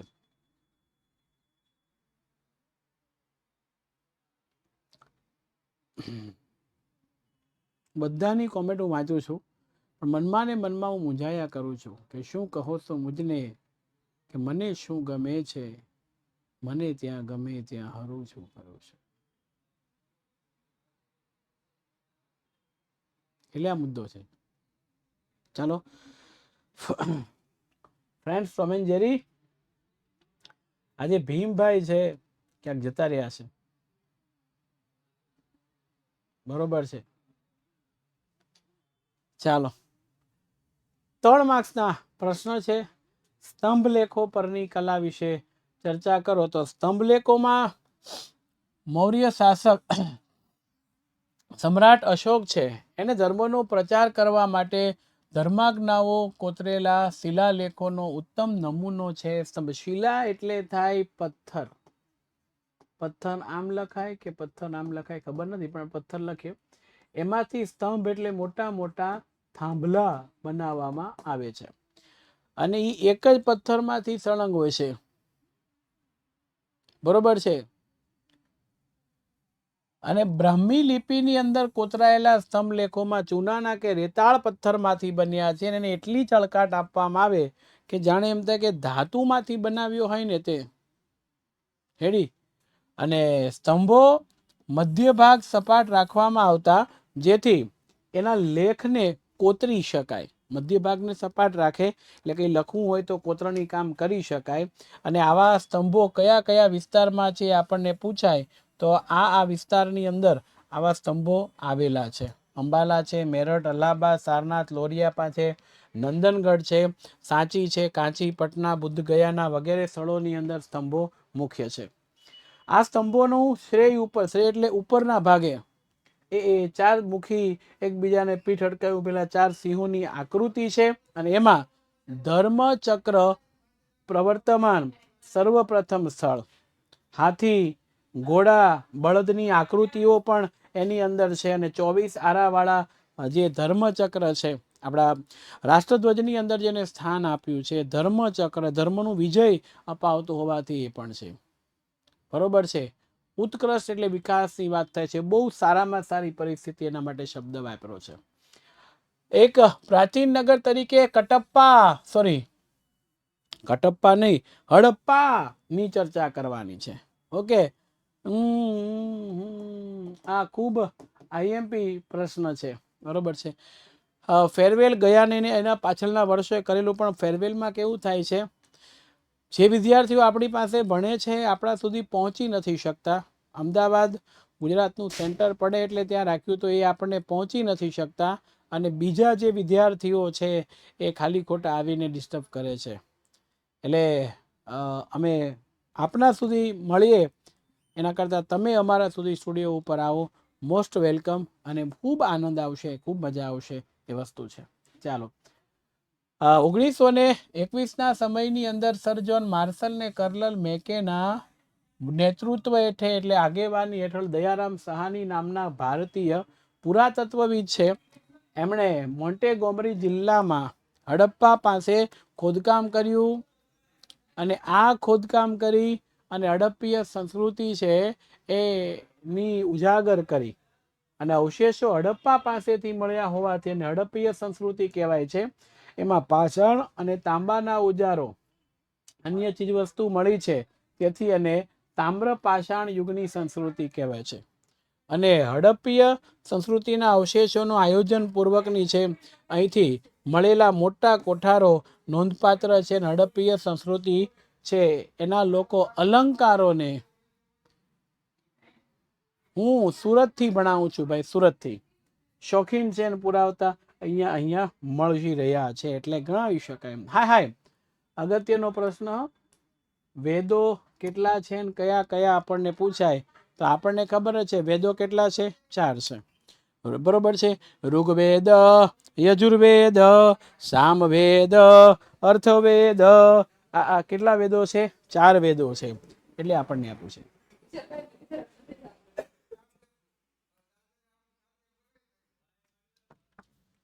હા, જોરદાર બાર પવન ફૂંકાય છે અને બારીઓ પણ ફટાફટી ભરણાય છે. મને લાગે છે કે વરસાદ આવશે.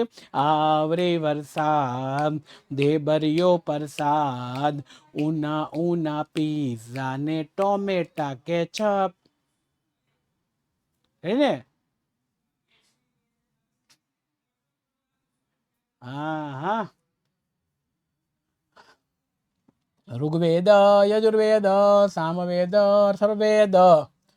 આમાં પ્રાચીનતમ વેદ જે હોય એ ઋગ્વેદ છે. 1028 ઋચા, મોટા ભાગની ઋચા દેવોને લગતી, 10 ભાગમાં વહેંચાયું ને યજ્ઞ પ્રસંગે વપરાય. યજુર્વેદ યજ્ઞનો વેદ છે, ગદ્ય પદ્ય સ્વરૂપમાં એ વાપરવામાં આવે છે, સોરી લખાયેલો છે. સામવેદ એ ઋગ્વેદમાં જે લખાયેલી ઋચાઓ યજ્ઞમાં કેમ ગાવી એનું છે, એટલે સંગીતની લગતો છે, સંગીતની ગંગોત્રી. અર્થવેદ છે એમાં કર્મકાંડ અને સંસ્કારોનું વર્ણન છે એ સરસ મજાનું કરવામાં આવ્યું છે. બરોબર છે, બરોબર છે. હા, કરા પડે છે. હા હા હા, લાઈવ મજા કરજો ને પ્લીઝ. ફેરવેલ જોઈએ, લાઈવમાં કરશું, કેમ કરશું ફેરવેલ કરવાની જે વાત છે એની વાત અહીંયા આપણને આપવામાં આવી છે. ચાલો, ભૂમિ સંરક્ષણ એટલે શું, એના ઉપાયો જણાવો. વારે વારે આમાં એક આ ભૂમિ સંરક્ષણ વાળો અને 8મા પાઠમાંથી પેલો જમીન ધોવાણ વાળો સવાલ છે. આ બે પ્રશ્નો ખાસ બધા કરીને જજો. હા, એક જમીન ધોવાણ એટલે શું, એના ઉપાયોના અસરો છે તે. એક આ ભૂમિ સંરક્ષણ એટલે શું. ભૂમિ સંરક્ષણ એટલે આ જમીનનું ધોવાણ અટકાવી જમીનની ગુણવત્તા જાળવવી તે. ઉપાયો નીચે મુજબ: જંગલ ઉગાડવા, વૃક્ષોના મૂળ એને જકડી રાખે એટલે ધોવાણ ન થાય. સીડીદાર ખેતરો બનાવવી, ધોવાણ ઓછું કરવા. પ્રવાહની ગતિ મંદ થાય, નદી કાંઠે વૃક્ષો કિનારાનું ધોવાણ ન થાય એટલા માટે વૃક્ષારોપણ તો રણ પ્રદેશમાં કરવાનું, નદીઓના કાંઠે કરવાનું, કોતરોમાં કરવાનું, ઉજ્જડ પડતર જમીનમાં કરવાનું, રસ્તાઓમાં કરવાનું, પહાડી વિસ્તારમાં ઊંડી ખેડ કરવાની, જેના કારણોસર જમીનની અંદર પેલા વૃક્ષોના મૂળ છે ને આમ જકડી રાખે.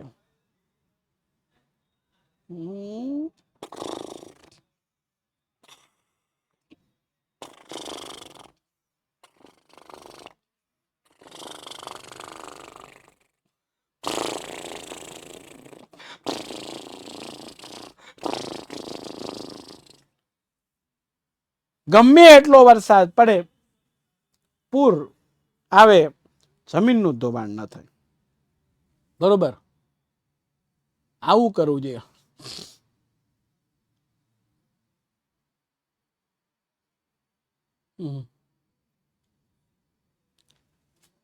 પછી આગળ શું જ્યું, 41 પછી 42મો સવાલ. જમીન નિર્માણની પ્રક્રિયા. નિર્માણની પ્રક્રિયા વર્ણવી, એના પ્રકારો શેના આધારે પાડવામાં આવ્યા છે તે. તો તાપમાનમાં મોટો તફાવત, વરસાદી હવા, વનસ્પતિ પરિબળોની અસરથી માટીની નીચે રહેલા મૂળ ખડકોનું ખવાણ થાય અથવા તો ધોવાણ થાય એટલે ઘસાય અને ટૂંકા થતા જાય એ પદાર્થોથી જમીનનું નિર્માણ થાય છે. એમાં ભેજ, હવા, અવશેષો હોય છે. જમીન ખનિજો અને જૈવિક તત્વનું મિશ્રણ છે. એમાં વનસ્પતિની વૃદ્ધિ અને વિકાસ થાય. આપણે વનસ્પતિને વાવી શકીએ, બરોબર છે, પરંતુ ઈ વનસ્પતિ છે એની વૃદ્ધિ તો જમીનના મૂળ કણોને કારણે થાય. માટીનું કુંડું ભર્યું હોય એમાં કોઈ દિવસ ઝાડ ન ઉગે, કારણ કે એની એક સીમિત મર્યાદા છે. પણ એ જમીનમાં વાવ્યું હોય તો ખૂબ મોટા પ્રમાણની અંદર એ અહીંયા થાય છે. એટલે મુદ્દો આપણને આવ્યો છે. જમીનની ઉત્પત્તિનો સમયગાળા દરમિયાન આ પ્રદેશની વ્યાપક અને ગાઢ અસર થાય છે. પરિણામે આબોહવાવાળા પ્રદેશમાં વિભિન્ન પ્રકારના ખડકોમાંથી બનતી લાંબા સમય પછી એક પ્રકારની આ બાબતો બને છે. અને જુદી જુદી આબોહવાને લીધે એક જ પ્રકારના માતૃ ખડકોમાંથી જમીન બને. બીજો સવાલ છે, જમીન કોના આધારે પડે? તો જો 3 વસ્તુ 4 વસ્તુ, એક રંગના આધારે, આબોહવા, માતૃ ખડકો, કણ રચના અને ફળદ્રુપતા. આ વસ્તુના આધારે જમીનના પ્રકારો પાડવામાં આવે છે. હવે આઈ જ્યું એટલે 42 પછીનો સવાલ છે 43મો આઈ ગયો. ટકાઉ વિકાસની વ્યૂહરચના. ચાલો, ટકાઉ વિકાસનું બીજું નામ છે સુપોષિત વિકાસ. બરોબર છે ને? સુપોષિત વિકાસ છે એ પરીક્ષાની અંદર આપણને વારે વારે પૂછાય છે. ટકાઉનું જ બીજું નામ છે સુપોષિત વિકાસ, 3 ગુણમાં. વર્તમાન સમયમાં આપણે જીવીએ છીએ, બધી જરૂરિયાતોને આપણે માણીએ છીએ, પણ એ બધી જરૂરિયાતોમાં ભવિષ્યની જે પેઢી છે એ ભવિષ્યની પેઢીને નુકસાન કર્યા વિના વર્તમાન પેઢીની જરૂરિયાતોને સંતોષવી એને પર્યાવરણના સંસાધનોની કાયમી જાળવણી ઉપર ભાર મૂક્યો છે. પ્રાકૃતિક સાધનોનું સંરક્ષણ અને સંવર્ધન કેમ કરવું એની આખી આ વ્યૂહરચના આપી છે. આ છે ખેતીલાયક જમીન હોય,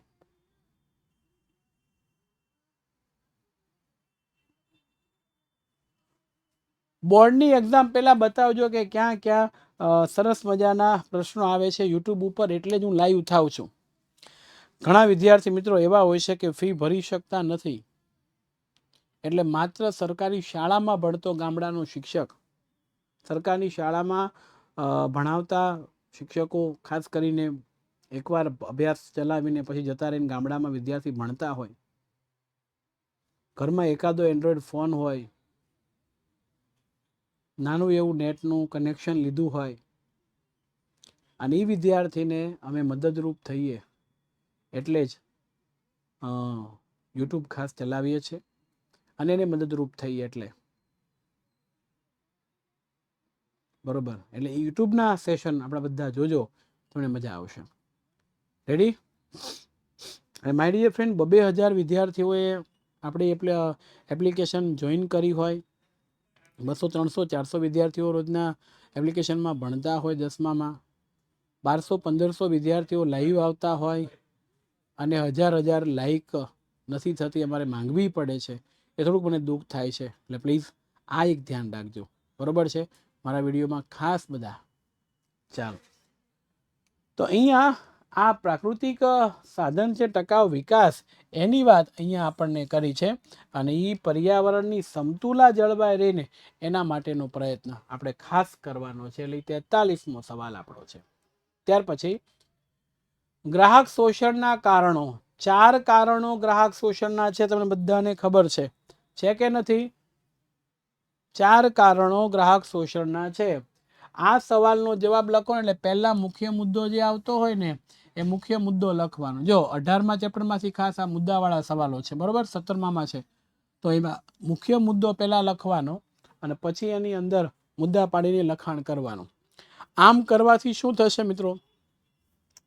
એ તો તપાસનાર વ્યક્તિ છે ને એને મુખ્ય મુદ્દો જોતો છે, એને મળી જશે એટલે તરત જ એ અહીંયા મુખ્ય મુદ્દામાં જ ખરું આપી દે છે અને માર્ક્સ આપશે. કારણ કે મુદ્દો મુખ્ય લખ્યો છે એનો અર્થ એવો હતો કે વિદ્યાર્થીને એમાં સમજ પડે છે અને એને આવડે પણ છે, એટલા માટે આ તમારે ધ્યાન રાખવાનું. એટલે પહેલું ગ્રાહક પોતે જવાબદાર, બીજું છે મર્યાદિત માહિતી છે, ત્રીજો છે મર્યાદિત પુરવઠો, આ ધ્યાન રાખજો, અને ચોથું સૌથી મહત્વનું છે એ મર્યાદિત હરીફાઈ છે. માય ડિયર ફ્રેન્ડ, વીજળી જાય એવા સંકેતો મળી રહ્યા છે, એટલે બધા વિદ્યાર્થીઓએ ખાસ ધ્યાન રાખવું. કદાચ વિડીયો શરૂમાં બંધ થઈ જાય તો લાઈટ જશે એવું લાગી રહ્યું છે, થોડીક ડિમ્પલ થાય છે. ઓકે, ચેપ્ટર 18માં ખબર નથી પડતી, યુટ્યુબમાં વિડીયો હોય, આપણે ચલાવેલું છે, એપ્લિકેશનની અંદર પણ એ વિડીયો હોય છે, એ જુઓ. એની થોડીક સ્પીડ વધારે કરી નખાય, બરોબર છે? સ્પીડ થોડીક વધારે કરો ને એટલે ટૂંકા ગાળામાં વધારે થઈ જાય. અને કદાચ 18મા ચેપ્ટરમાં સમજ ન પડે તો હવે બધું સમજવાની જરૂર નથી. વિદ્યાકુલનો પેપર સેટ છે, એના પ્રશ્નો કરવાના, યુટ્યુબમાં મેં આપેલા પ્રશ્નો કરવાના, જંગ જીતી જશો એમાં તમારે, બરોબર છે? રેડી? કોઈ શંકાને સ્થાન નથી. હવે સવાલ છે ભાવ નિયંત્રણમાં જાહેર વિતરણ પ્રણાલી. જાહેર વિતરણ પ્રણાલી એને આપણે સસ્તા અનાજની દુકાન તરીકે ઓળખીએ છીએ, બરોબર છે? જાહેર વિતરણ પ્રણાલી. તો જોઈશું ભાવ વધારાને અંકુશમાં રાખવાની એક વ્યૂહરચના 1997માં જાહેર વિતરણ વ્યવસ્થાની શરૂઆત થઈ. શા માટે? તો કે જે ગરીબ વ્યક્તિ છે એવા વ્યક્તિ પોતાનું ગુજરાન વ્યવસ્થિત ચલાવી શકતા નથી, ખાઈ શકતા નથી, તો એના માટે શું?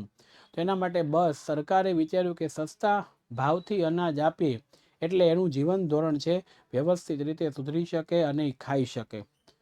જેનાથી એ માર્કેટમાં ખાનગી જે વેપારીઓ છે એની પાસેથી વસ્તુ નહીં ખરીદે, અને વસ્તુ નહીં ખરીદે એટલે એ લોકો છે વસ્તુનું વેચાણ કરવા માટે ભાવ અંકુશમાં રાખશે. એટલે આ જાહેર વિતરણ પ્રણાલી છે એ આપણે ત્યાં થઈને તમે જો અનાજને, ખાંડને, કઠોળને, કેરોસીનને આ બધું આપે છે. અને વસ્તુના ભાવ ખુલ્લા બજારની દુકાનોની સરખામણીમાં કેવા હોય છે? ઓછા હોય છે, જેની વાત આપણને આપી છે. અને એ જીવન ધોરણ ટકાવી રાખવા માટે મદદરૂપ થાય છે. ચાલો, ગુજરાતમાં મહિલા સમાનતા માટેની યોજના. રિક્વેસ્ટ કરું છું તમને બધાને આ સવાલ તૈયાર કરીને જજો. લગભગ તમારી સ્કૂલની પ્રિલિમ પરીક્ષામાં મોટા ભાગે આ સવાલ હશે. બરોબર? Public distributor service.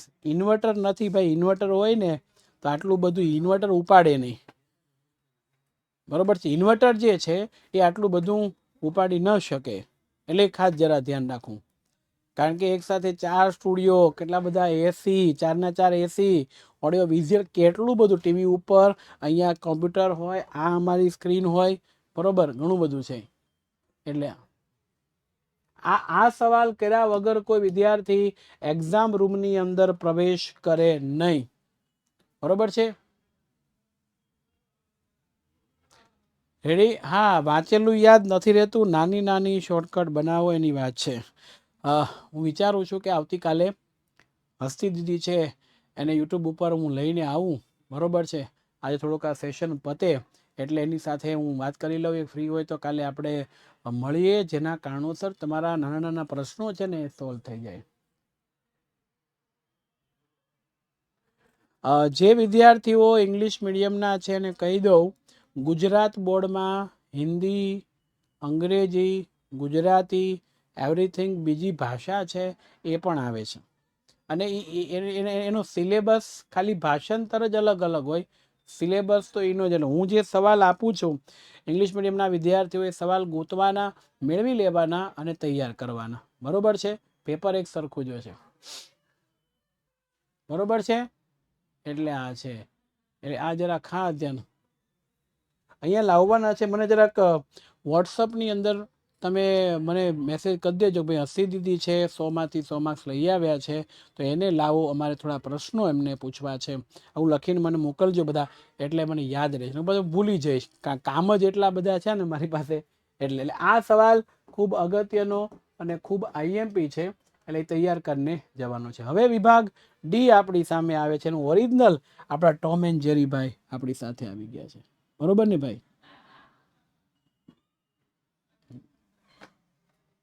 ચાલો. हाँ हाँ, 100 लाइक अपावे, दुआओं में याद रखना, हम तो है दूर के प्रदेश, कहाँ जाए कहाँ न जाए, ए मालूम हमको भी नहीं.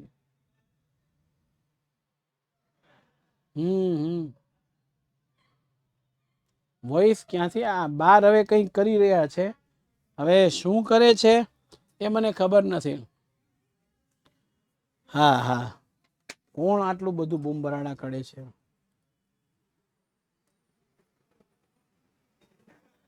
હા હા, હવે કઈ નાટકબાજી થઈ રહી છે. બરોબર છે? ખબર નથી શું થઈ રહ્યું છે. એટલે બાર એનો અવાજ જોરદાર આવી રહ્યો છે, એટલે આ મુદ્દો આપ્યો છે. ચાલો, વિભાગ ડી. સર તમે કોમર્સમાં ભણાવવા આવજો. માય ડિયર ફ્રેન્ડ, સૌથી પહેલાં બહુ સરસ મજાનો સવાલ છે, એટલે જવાબ આપી દો કે હું કોમર્સની અંદર જ ભણ્યો છું, પણ મને ગમતો આ વિષય છે ને એટલે મેં વિષય આ રાખ્યો છે. પપ્પાના કહેવાથી મને કોમર્સમાં હા હા, એટલે એ મુદ્દો અહીંયા આપણને આપવામાં આવ્યો છે. રેડી? તો આ પરિસ્થિતિ છે. એટલે પછી મને ભણ્યો કોમર્સમાં, બેચલર ને માસ્ટર ને બધી ડિગ્રીઓ કોમર્સમાં કરી, અને પછી મારો જે મનગમતો વિષય હતો, જેના ઉપર મને વિશ્વાસ હતો કે આ વિષય બહુ સારો છે, આપણને ગમે, એ વિષયને આપણે પકડી લીધો. યસ, ચાલો ચાલો. હા, ભણાવું છું ને. નહીં નહીં નહીં, કોમર્સમાં હું નથી ભણાવતો મિત્રો. હા, એટલે એ જ્ઞાન હું એક જ ધોરણમાં ભણાવું છું, અને 10મું ધોરણ, અને એક જ સબ્જેક્ટ લઉં છું, સામાજિક વિજ્ઞાન. 9મું ધોરણ હું ક્યાંય ભણાવતો નથી, માત્ર એક જ જગ્યાએ ભણાવું છું, અને વિદ્યાકુલ છે. 10મા ધોરણની મારી પાસે 19 ક્લાસ છે, બરોબર છે. વિદ્યાકુલ 20મો ક્લાસ થાય, બરોબર છે. રેડી? BCA કરાય, બેચલર ઓફ કમ્પ્યુટર એજ્યુકેશન કરાય, BBA કરાય, એ 11-12 કોમર્સ પછી છે. સર તમે આટલો સમય ક્યાંથી કાઢો છો? કહી દો, બધાની પાસે 24 કલાક જ છે. એટલે હું એટલું બધું હોય કે અહીંયા ટ્યુશન ક્લાસીસમાં 1 થી 2 લેક્ચર પૂરો થાય તો 2 વાગે બીજે હોય, 3 વાગે બીજે હોય, 4 વાગે પાછો અહીંયા હોય, 5 વાગે અહીંયા હોય, 6 વાગ્યા પછી પાછું વિદ્યાકુલમાં. બધું મારું ગોઠવેલું હોય છે, મારું પોતાનું ક્લાસીસ ત્યાં પણ બધું મારું શેડ્યુલ આખું ગોઠવેલું હોય. એટલે હું તમને કહું, મહેનત વગર કંઈ મળતું નથી. 24 કલાક બધાને છે, બધાનું શેડ્યુલ ગોઠવો, તૈયારી કરો. રેડી? સુવાનું તો રાત્રે જ હોય ને. હવે માની લો કે ક્યારે શું તો રાત્રે તમને ખબર હોય 9 વાગે ને 9:15 વાગે લેક્ચર પતે, પછી પૂરું થાય, પછી ઘરે જાઓ. સ્ટુડિયોથી મારું ઘર લગભગ અડધો કલાકનું દૂરી ઉપર છે. પછી કોઈ હવે આજે 9 વાગે આપણો લેક્ચર યુટ્યુબ ઉપર છે, 11 વાગે પૂરો થાય, પછી હું છે ઘરે જાઉં, ઘરે જઈને જમીશ, પછી હું સૂઈશ. વળી પાછો કાલે રવિવાર છે, પણ પેલી હોલ ટિકિટ આપવાની છે, એટલે સ્કૂલે બોલાવ્યા છે, એટલે જવું પડશે. એટલે મારું કામ હોય, સહી સિક્કા કરવાનું આ છે તે છે, એ બધું કામ પતાવીશ. એટલે આરામ બહુ ઓછો મળે છે, પણ તમારા જેવા બાળકોની કૃપાથી, આશીર્વાદથી શરીર તંદુરસ્ત રહે છે. અને હું બીમાર હોઉં ને ત્યારે પણ ડૉક્ટર ઘણી વખત કહે, મારા ફેમિલી ડૉક્ટર છે, બીજા મિત્રો પણ કહે કે તમે બીમારીના સમયમાં ભણાવવા માટે આવો છો. મારા વચ્ચે કાનની તકલીફ હતી, બોલાતું નહોતું, તોય હું આવતો. એસીનો પવન લઈ કાનમાં રૂ નાખી દઉં, ટોપો પહેરી લઉં, બરોબર છે, બરોબર છે. એ બસ બસ એ તાકાત વિદ્યાર્થીઓના આશીર્વાદથી મળે છે. એ તમારા બધાના ઘણા વાલીઓનો ફોન આવતો, પેરેન્ટ્સનો, સાહેબ સાચવજો, હમણાં નહીં ભણાવતો. અખિલ સર છે, એમનો મેસેજ દિલ્હીથી મારા ઉપર આવ્યો હતો, સર પહેલે તબિયત કા ધ્યાન રખिए, बाद में पढ़ाए. ઈ સમયે એટલે મેં કીધું ના સર, પછી મારે લેવું, પછી આ છે તે છે, એ જોવું પડે. ફેમિલીને સમય આપવા માટે મારે રજાઓ પાડવી પડે. હમણાં હું ફરવા ગયો કે રજા પાડી, એની સેલરી મારી કપાઈ ગઈ.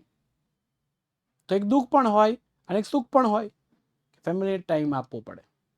મારી દીકરી નાની છે, મોટા ભાગે તો હું ઘરે જાઉં ત્યાં સૂઈ ગઈ હોય, અને સવારે સૂતી હોય ને ત્યાં ઉઠીને આવતો રહ્યો હોય. પોઝિશન આ છે. એટલે મિત્રો, ભણીએ, સારા પર્સન્ટેજ લાવી અને સારું કમાણી કરીએ એ માટે. અને પેલું કેવું છે ને કે ગમે એટલું કરીએ ને તો ઓછું જ પડે. એટલે આપણે મનોરંજન કરવું છે તો આપણે કમાવું પડશે. કમાવા માટે અત્યારે ભણવું પડશે, ભણવા માટે મહેનત કરવી જ પડશે. મારી દીકરી છે, 3.5 વર્ષની છે, હમણાં એના 3 વર્ષ પૂરા થશે, અને બર્થડે સેલિબ્રેટ કરશું. એના વિડીયોઝ મારી ચેનલમાં છે, તમે જોજો, મજા આવશે. એકબીજાને આપણે યાદ કરીશું, બરાબર છે? યસ. હા, આ હું યુટ્યુબ ઉપર નથી ક્યારેય કહેતો કે હું આટલું કામ કરું છું, કારણ કે લોકો છે એ સાબિતી માંગે. અને હું તમને એટલે કહું છું કે તમે ફી ભરીને આમાં બેઠા છો, એની ટાઈમ સાબિતી જોતી હોય મારા કામની, તો સુરત શહેરમાં આવીને મને મળો.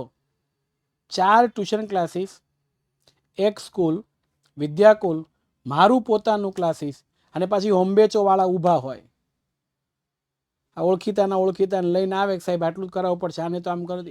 આ બધું છે, બરોબર છે? યસ. ચાલો, રેડી? હા, ચાલો હવે જોઈશું.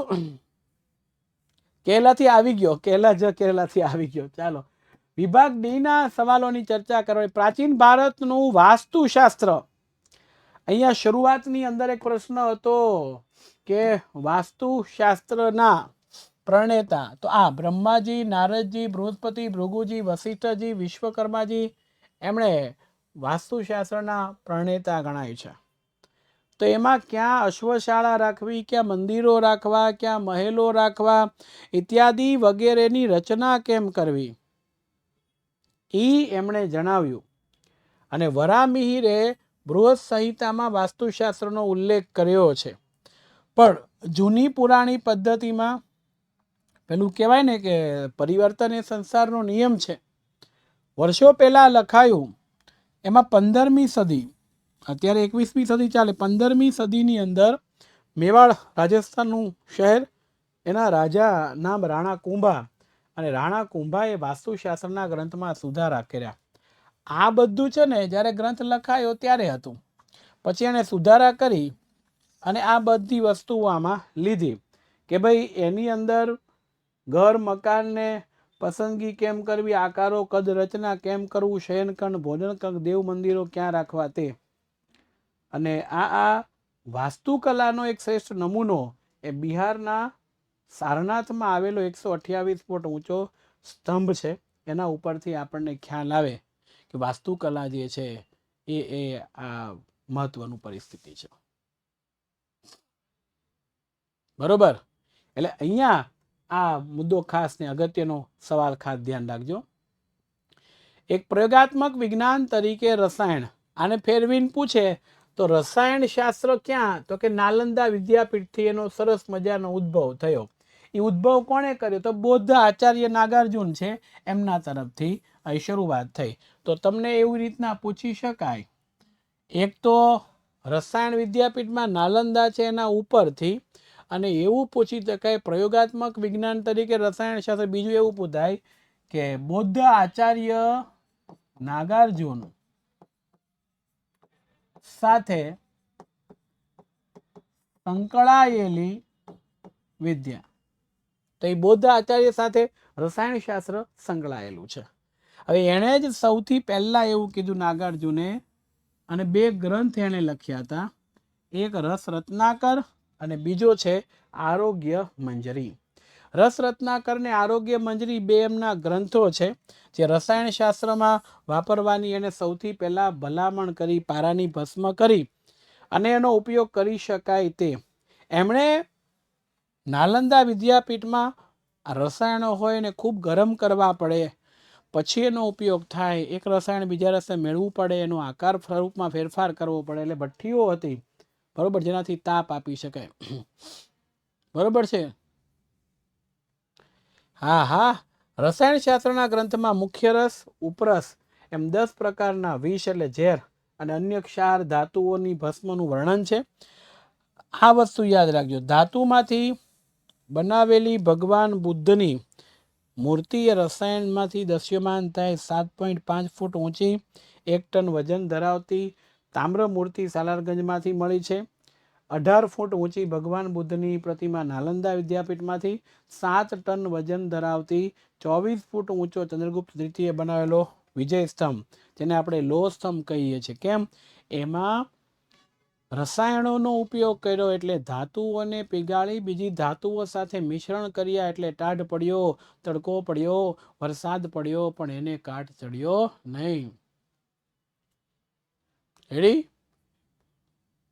સર પેપર સેટર યુટ્યુબની આઈએમપી જોતા હશે? નહીં, પેપર સેટર એની રીતે જ પેપર બનાવે છે, એ કોઈની આઈએમપી જોતા નથી.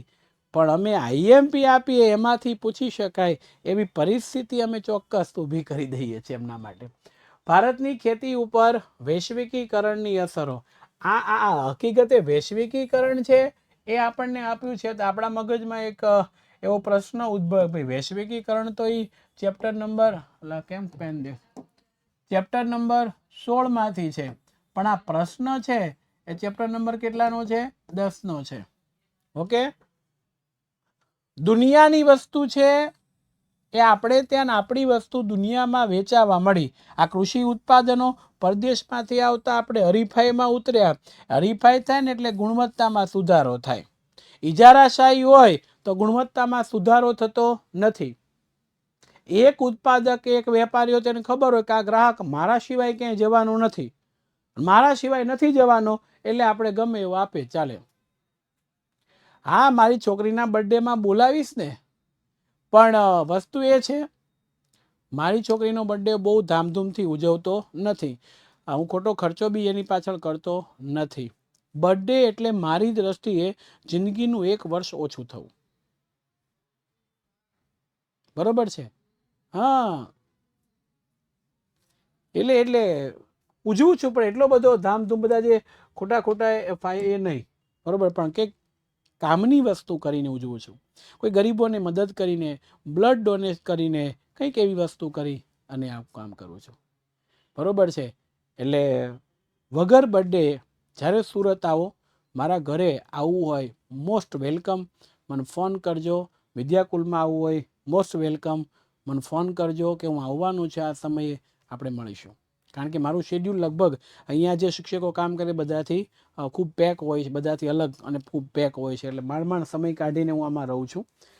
ચાલો, એટલે અહીંયા બહુરાષ્ટ્રીય કંપનીઓ છે, એને જે મોંઘા બિયારણો વેચ્યા છે એનાથી ખેતી મોંઘી થઈ છે. ખાસ જરા ધ્યાન રાખજો, ખેતી મોંઘી થઈ છે, ખર્ચાળ થઈ છે, પણ ઉત્પાદન ખૂબ વધ્યું છે. એટલે ઉત્પાદનમાં ધ્યાન આપણે આપવું પડે એવું થયું છે.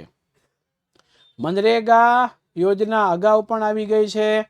બરોબર, કહી દઉં, અહીંયા લખી દઉં, એક મનરેગા, યાદ રાખજો.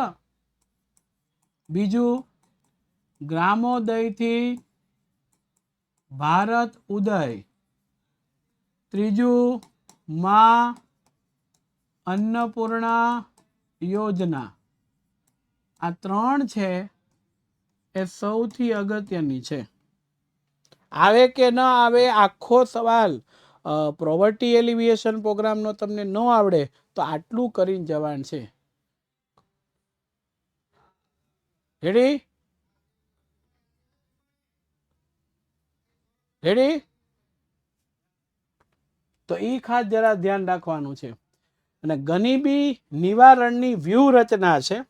આ વ્યૂહરચના તમે તમારી જાતે મૌલિકતાથી લખી શકો.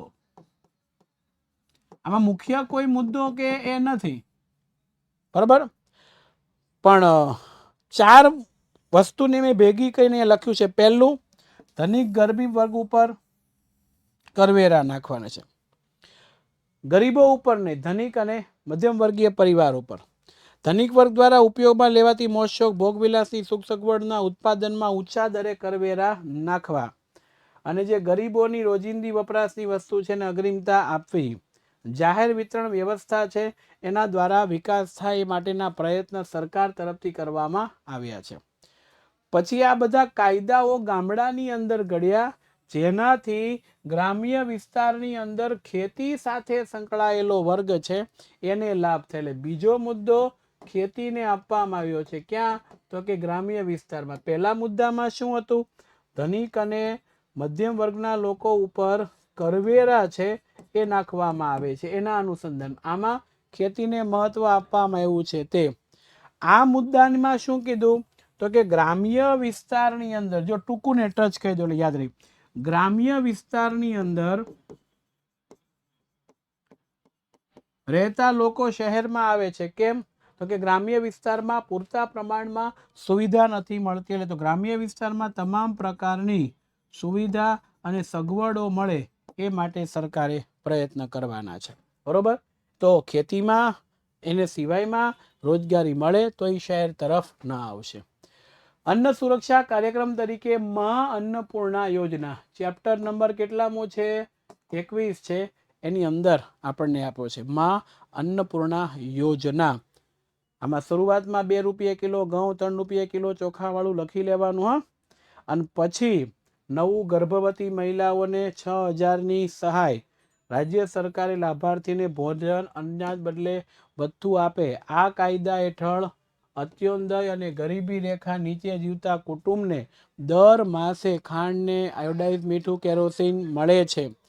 ત્યાર પછી કાયદાની જોગવાઈ મુજબ અગ્રીમ કુટુંબો, અગ્રીમ એટલે ગરીબી રેખાથી નીચે જીવતા હોય તેવા ગરીબી નિકા બરોબર છે, બીપીએલ કુટુંબો છે એમના નામની નોંધણી અને બાયોમેટ્રિક ઓળખ. એક આ યાદ રાખજો, બરોબર છે, બાયોમેટ્રિક ઓળખ કરવામાં આવે.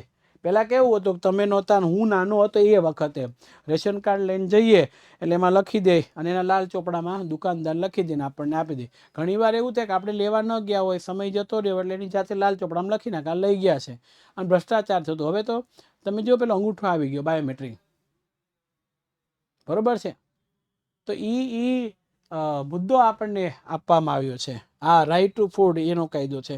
એટલે બાયોમેટ્રિક ફિંગરપ્રિન્ટ આપો પછી તમારું કાર્ડ ખુલે અને પછી છે એ તમને લાભ થાય છે. ઓકે, ચાલો પછી આપણો પ્રશ્ન છે 53મો, બાળ શ્રમિકોની માંગ વધારે હોવાના કારણો. આ પણ મારી દ્રષ્ટિએ પૂછાય એવો છે આ વર્ષે, અને અટકાવવા માટેના ઉપાયો. એકદમ સરળ અને સિમ્પલ. બાળક શ્રમનું સસ્તું સાધન, અને પછી જે મોટા શ્રમિકો છે એની તુલનામાં ઓછા વેતને કામ કરે. મને કોઈ એમ કે ભાઈ ચાની કિટલીમાં વાસણ સાફ કરવા માટે રહ્યો એટલે કે ભાઈ પર મહિને 1.5-2 લાખ રૂપિયા મને પગાર આપવો પડશે, અને ઓલો છે એ દર મહિને બિચારો 5,000માં કામ કરતો હોય તો બાળ શ્રમિકોને લઈ જાય. બીજું, માલિકનો એ વિરોધ કરી શકતો નથી અને એને ખબર ન પડે એ રીતના એનું શોષણ કરી શકાય છે. કઠિન જોખમી કામમાં ઓછું વેતન અને કલાકોથી વધારે સમય સુધી બાળ શ્રમિકોને રાખી શકાય. બીજું, એને ડરાવો, એને ધમકાવો, લાલચ આપો તો એ સરસ કામ કરે છે. એટલે એને રાખવામાં આવે. અને પાછું અહીંયા કીધું અટકાવવાના ઉપાયો. આ કેમ વધારે, બરોબર છે, દુનિયાની અંદર સૌથી વધારે બાળમજૂર જો હોય તો એ ભારતમાં છે. મિત્રો, 18મા પાઠના સવાલના જવાબો માટે એપ્લિકેશનમાં બધા જ રેકોર્ડેડ લેક્ચર છે, જોઈ લેજો. યુટ્યુબમાં મારા લોટ્સ ઓફ વિડીયો છે, બરોબર, જોઈ લેજો. અને તેમ છતાંય સમજ ના પડે તો પાછું મને શું કરશો, વોટ્સઅપથી મેસેજ કરજો, જાણ કરજો, આપણે મળીશું.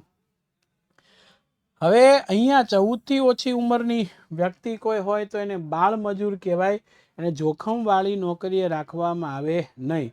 જો તમે રાખો તો નોકરીદાતા છે જેણે નોકરી ઉપર રાખ્યો છે એના વિરુદ્ધ કાયદેસરની કાર્યવાહી થાય અને દંડ સજાની જોગવાઈ. બીજું, બંધારણનો અમલ શરૂ થયેના 10 વર્ષમાં, 10 વર્ષ તો કેદુના પૂરા થઈ ગયા, બરોબર.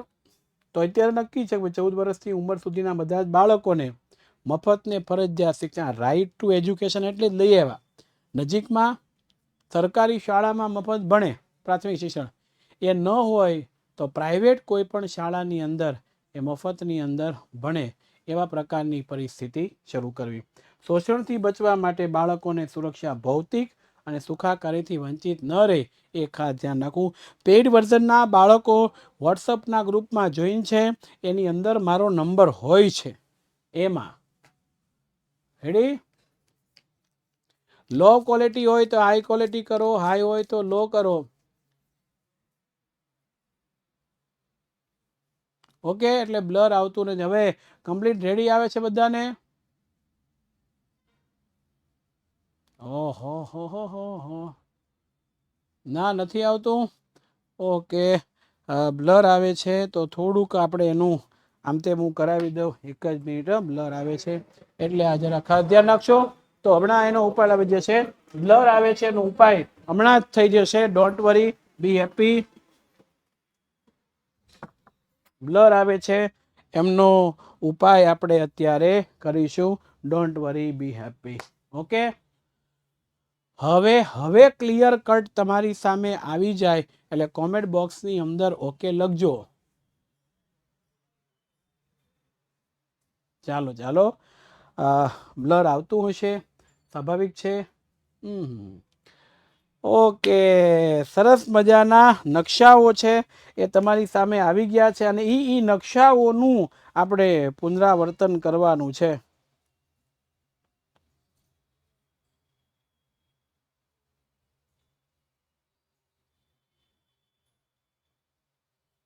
રેડી?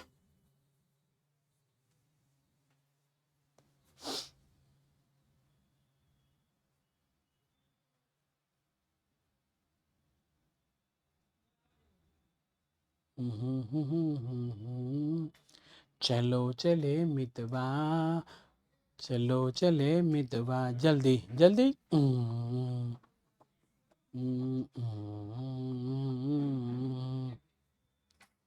આ કેમ થયું કેમ થયું કેમ થયું? એક જ મિનિટ એક જ મિનિટ એક જ મિનિટ, જલ્દી જલ્દી. ઘડીક સંભાળજે.